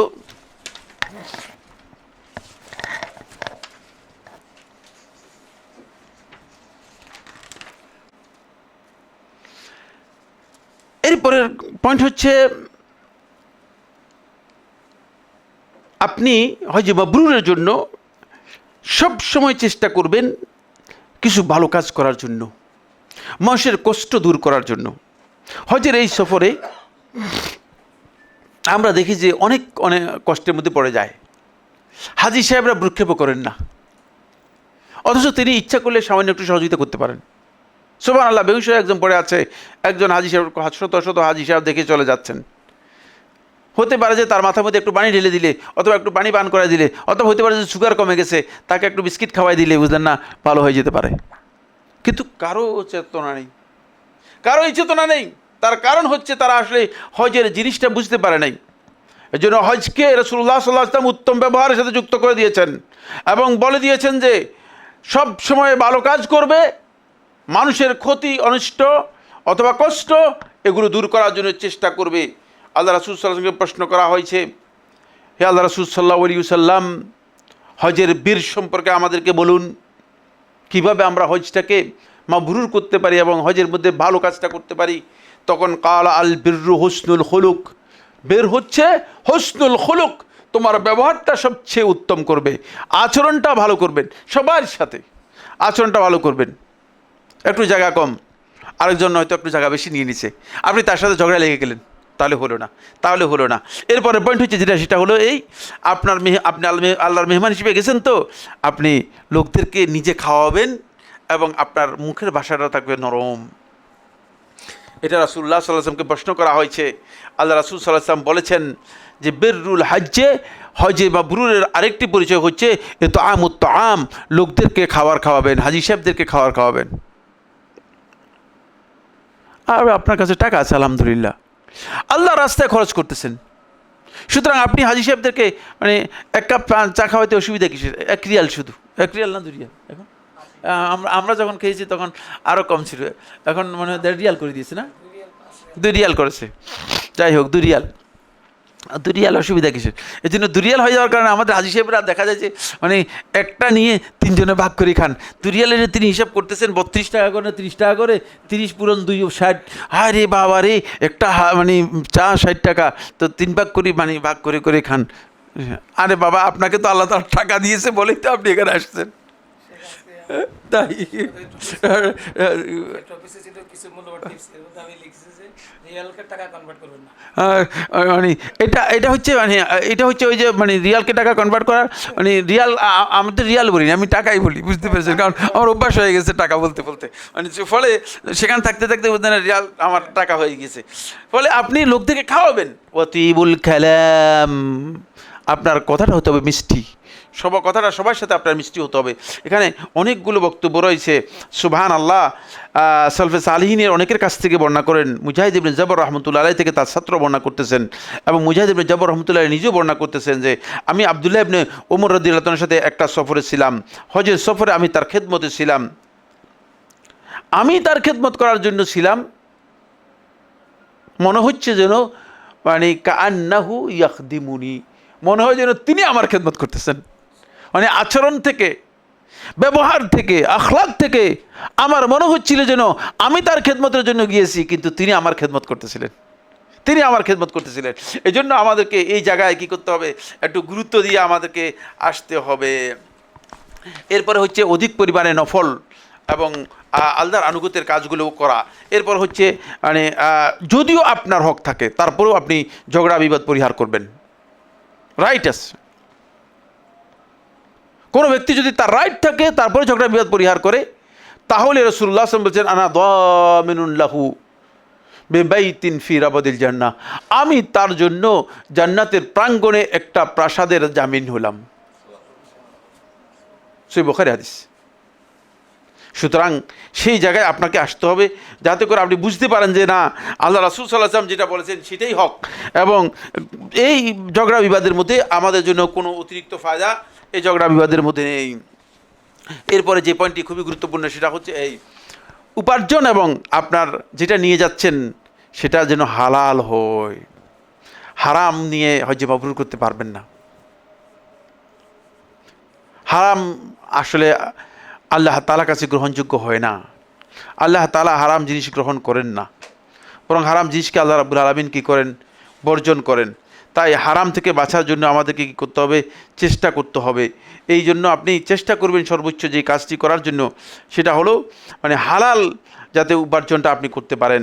এরপরে হাসান বসরি রাহিমাহুল্লাহ তাআলা বলেন, হজে মাবরুরের আরেকটি অন্যতম বৈশিষ্ট্য হচ্ছে এই যে তিনি হজের উদ্দেশ্যে যাবেন, হজ করার পরে তিনি ইয়ারজিউ জাহিদান ফিদ দুনিয়া মুকবিলান ইলাল আখিরা, তিনি হজ থেকে ফিরে আসবেন দুনিয়া বিমুখ হয়ে, দুনিয়ার প্রতি তার আর মোহ থাকবে না, আখিরাতের প্রতি তিনি অগ্রাধিকার দিবেন, আখিরাতের প্রতি তার মানে একটা ভালোবাসা তৈরি হবে, আখিরাতমুখী হবেন। যদি তিনি আখিরাতমুখী হতে পারেন তার এই ইবাদতের মধ্যে, তাহলে আপনি বুঝবেন যে তার হজটা মানে হজে মাবরুর হচ্ছে এবং তিনি আখিরাতমুখী হতে পারছেন। এজন্য আখিরাতমুখী আপনার সমস্ত কর্মকাণ্ডকে আপনাকে আখিরাতমুখী হওয়ার জন্য কী করতে হবে, চেষ্টা করতে হবে। যদি আখিরাতমুখী কর্মকাণ্ড করতে পারেন তাহলে আপনি দেখবেন যে আপনি এই হজের মধ্যে আপনি হজটাকে হজে মাবরুর হিসেবে করতে পারছেন এবং হজে মাবরুর হিসেবে কবুল করতে পারছেন। এরপরে সর্বশেষ যে বিষয়টি সেটা হলো এই যে হজের মধ্যে আপনি হজের আমলগুলো রাসূলুল্লাহ সাল্লাল্লাহু আলাইহি ওয়াসাল্লাম যেভাবে করেছেন ঠিক সেভাবেই পরিপূর্ণ আদায় করবেন, কোনোভাবেই ঘাটতি বা ত্রুটি করবেন না, কোনোভাবে চেষ্টা করবেন না যে কিছু করলাম না। এখানে অনেককে দেখা যায় যে জায়েজ আর সুন্নাহ এই দুইয়ের মাঝে পেসের মধ্যে পড়ে যান। জায়েজ ইসলামী শরিয়ার একটা এক্সিটের নাম। শরিয়া যাতে করে আল্লাহর বান্দাদের উপর আল্লাহর বিধান কঠিন না হয় এজন্য কি করেছে, একটা এক্সিট রেখে দিয়েছে। কিন্তু আপনি হজের ইবাদতের ক্ষেত্রে ইবাদতটা অবশ্যই সুন্নাহ ভিত্তিক হতে হবে। এই জন্য আল্লাহ তাআলার ইবাদত সুন্নাহর নিচে কোনো গ্রেডে ইবাদত হয় না, জায়েজের মাধ্যমে ইবাদত হয় না, জায়েজের মাধ্যমে কি হয় না, ইবাদত হয় না। এই বিষয়টা আপনাকে কী করতে হবে, খেয়াল রাখতে হবে।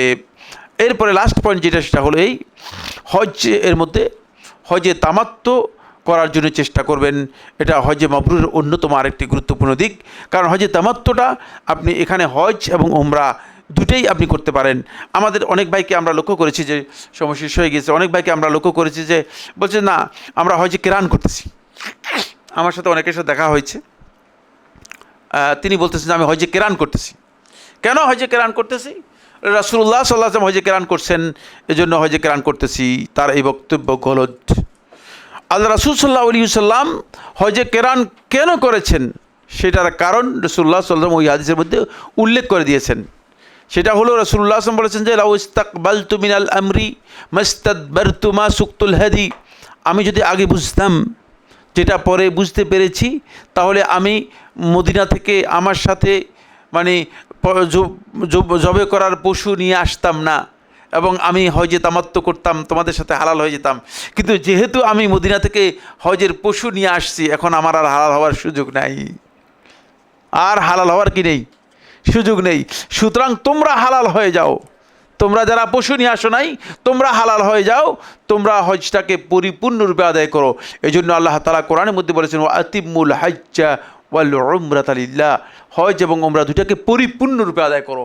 আর এই দুটা পরিপূর্ণরূপে আদায় হয়ে থাকে হজে তামাত্তু এর মধ্যে। আল্লাহ রাব্বুল আলামিন আমাদের সবাইকে হজে মাবরুর করার তৌফিক দান করুন। এবং আপনারা যারা কষ্ট করে অংশগ্রহণ করেছেন, আপনাদের এই অংশগ্রহণকে আল্লাহ তাআলা কবুল ও মঞ্জুর করুন। আমরা যেন হজে মাবরুর করে ফিরে আসতে পারি এবারের হজে, সেই তৌফিক আমাদের সবাইকে দান করুন। আমি আসুন্নাহ ট্রাভেলসের কর্ণধার আমাদের শেখ ভাই শফিকুল ইসলাম, তিনি যে প্রচেষ্টা চালাচ্ছেন, আমার তো মনে হয় যেন হজের প্রশিক্ষণের জন্য এ ধরনের প্রচেষ্টা মানে খুবই কমই আছে, খুব কমই আছে। একটা প্রশিক্ষণ নামকে বাস্তে দেওয়া হয়, আর এরপরে হাজি সাহেবরা চলে যান। তো এর মাধ্যমে আসলে হজ তো আমি করতেছি মানে একটা বিধান, কিন্তু আমার বিধান কি একটা শুধু? হজটা হচ্ছে ইসলামের পঞ্চম বিধান। তো 5 নম্বরে যেতে হলে 1 নম্বর হয়ে তো যেতে হবে, ঠিক না? এখন 1, 2, 3, 4 খবর নাই, 5-এ যদি চলে যান তাহলে আপনি কি মানে পঞ্চম ক্লাসে পাশ করবেন? হ্যাঁ, করবেন না।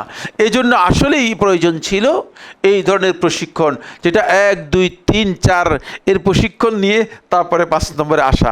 আমি আশা করে থাকি যে এই প্রশিক্ষণটা এখানে আপনাদের কাজে লাগবে। আল্লাহ তাআলা তৌফিক দান করুন। হাজা ওয়া সাল্লাল্লাহু আলা মুহাম্মাদিন ওয়া আলা আলিহি ওয়া আসহাবিহি ওয়া বারিক ওয়া সাল্লিম। আসসালামু আলাইকুম ওয়া রাহমাতুল্লাহি ওয়া বারাকাতুহু।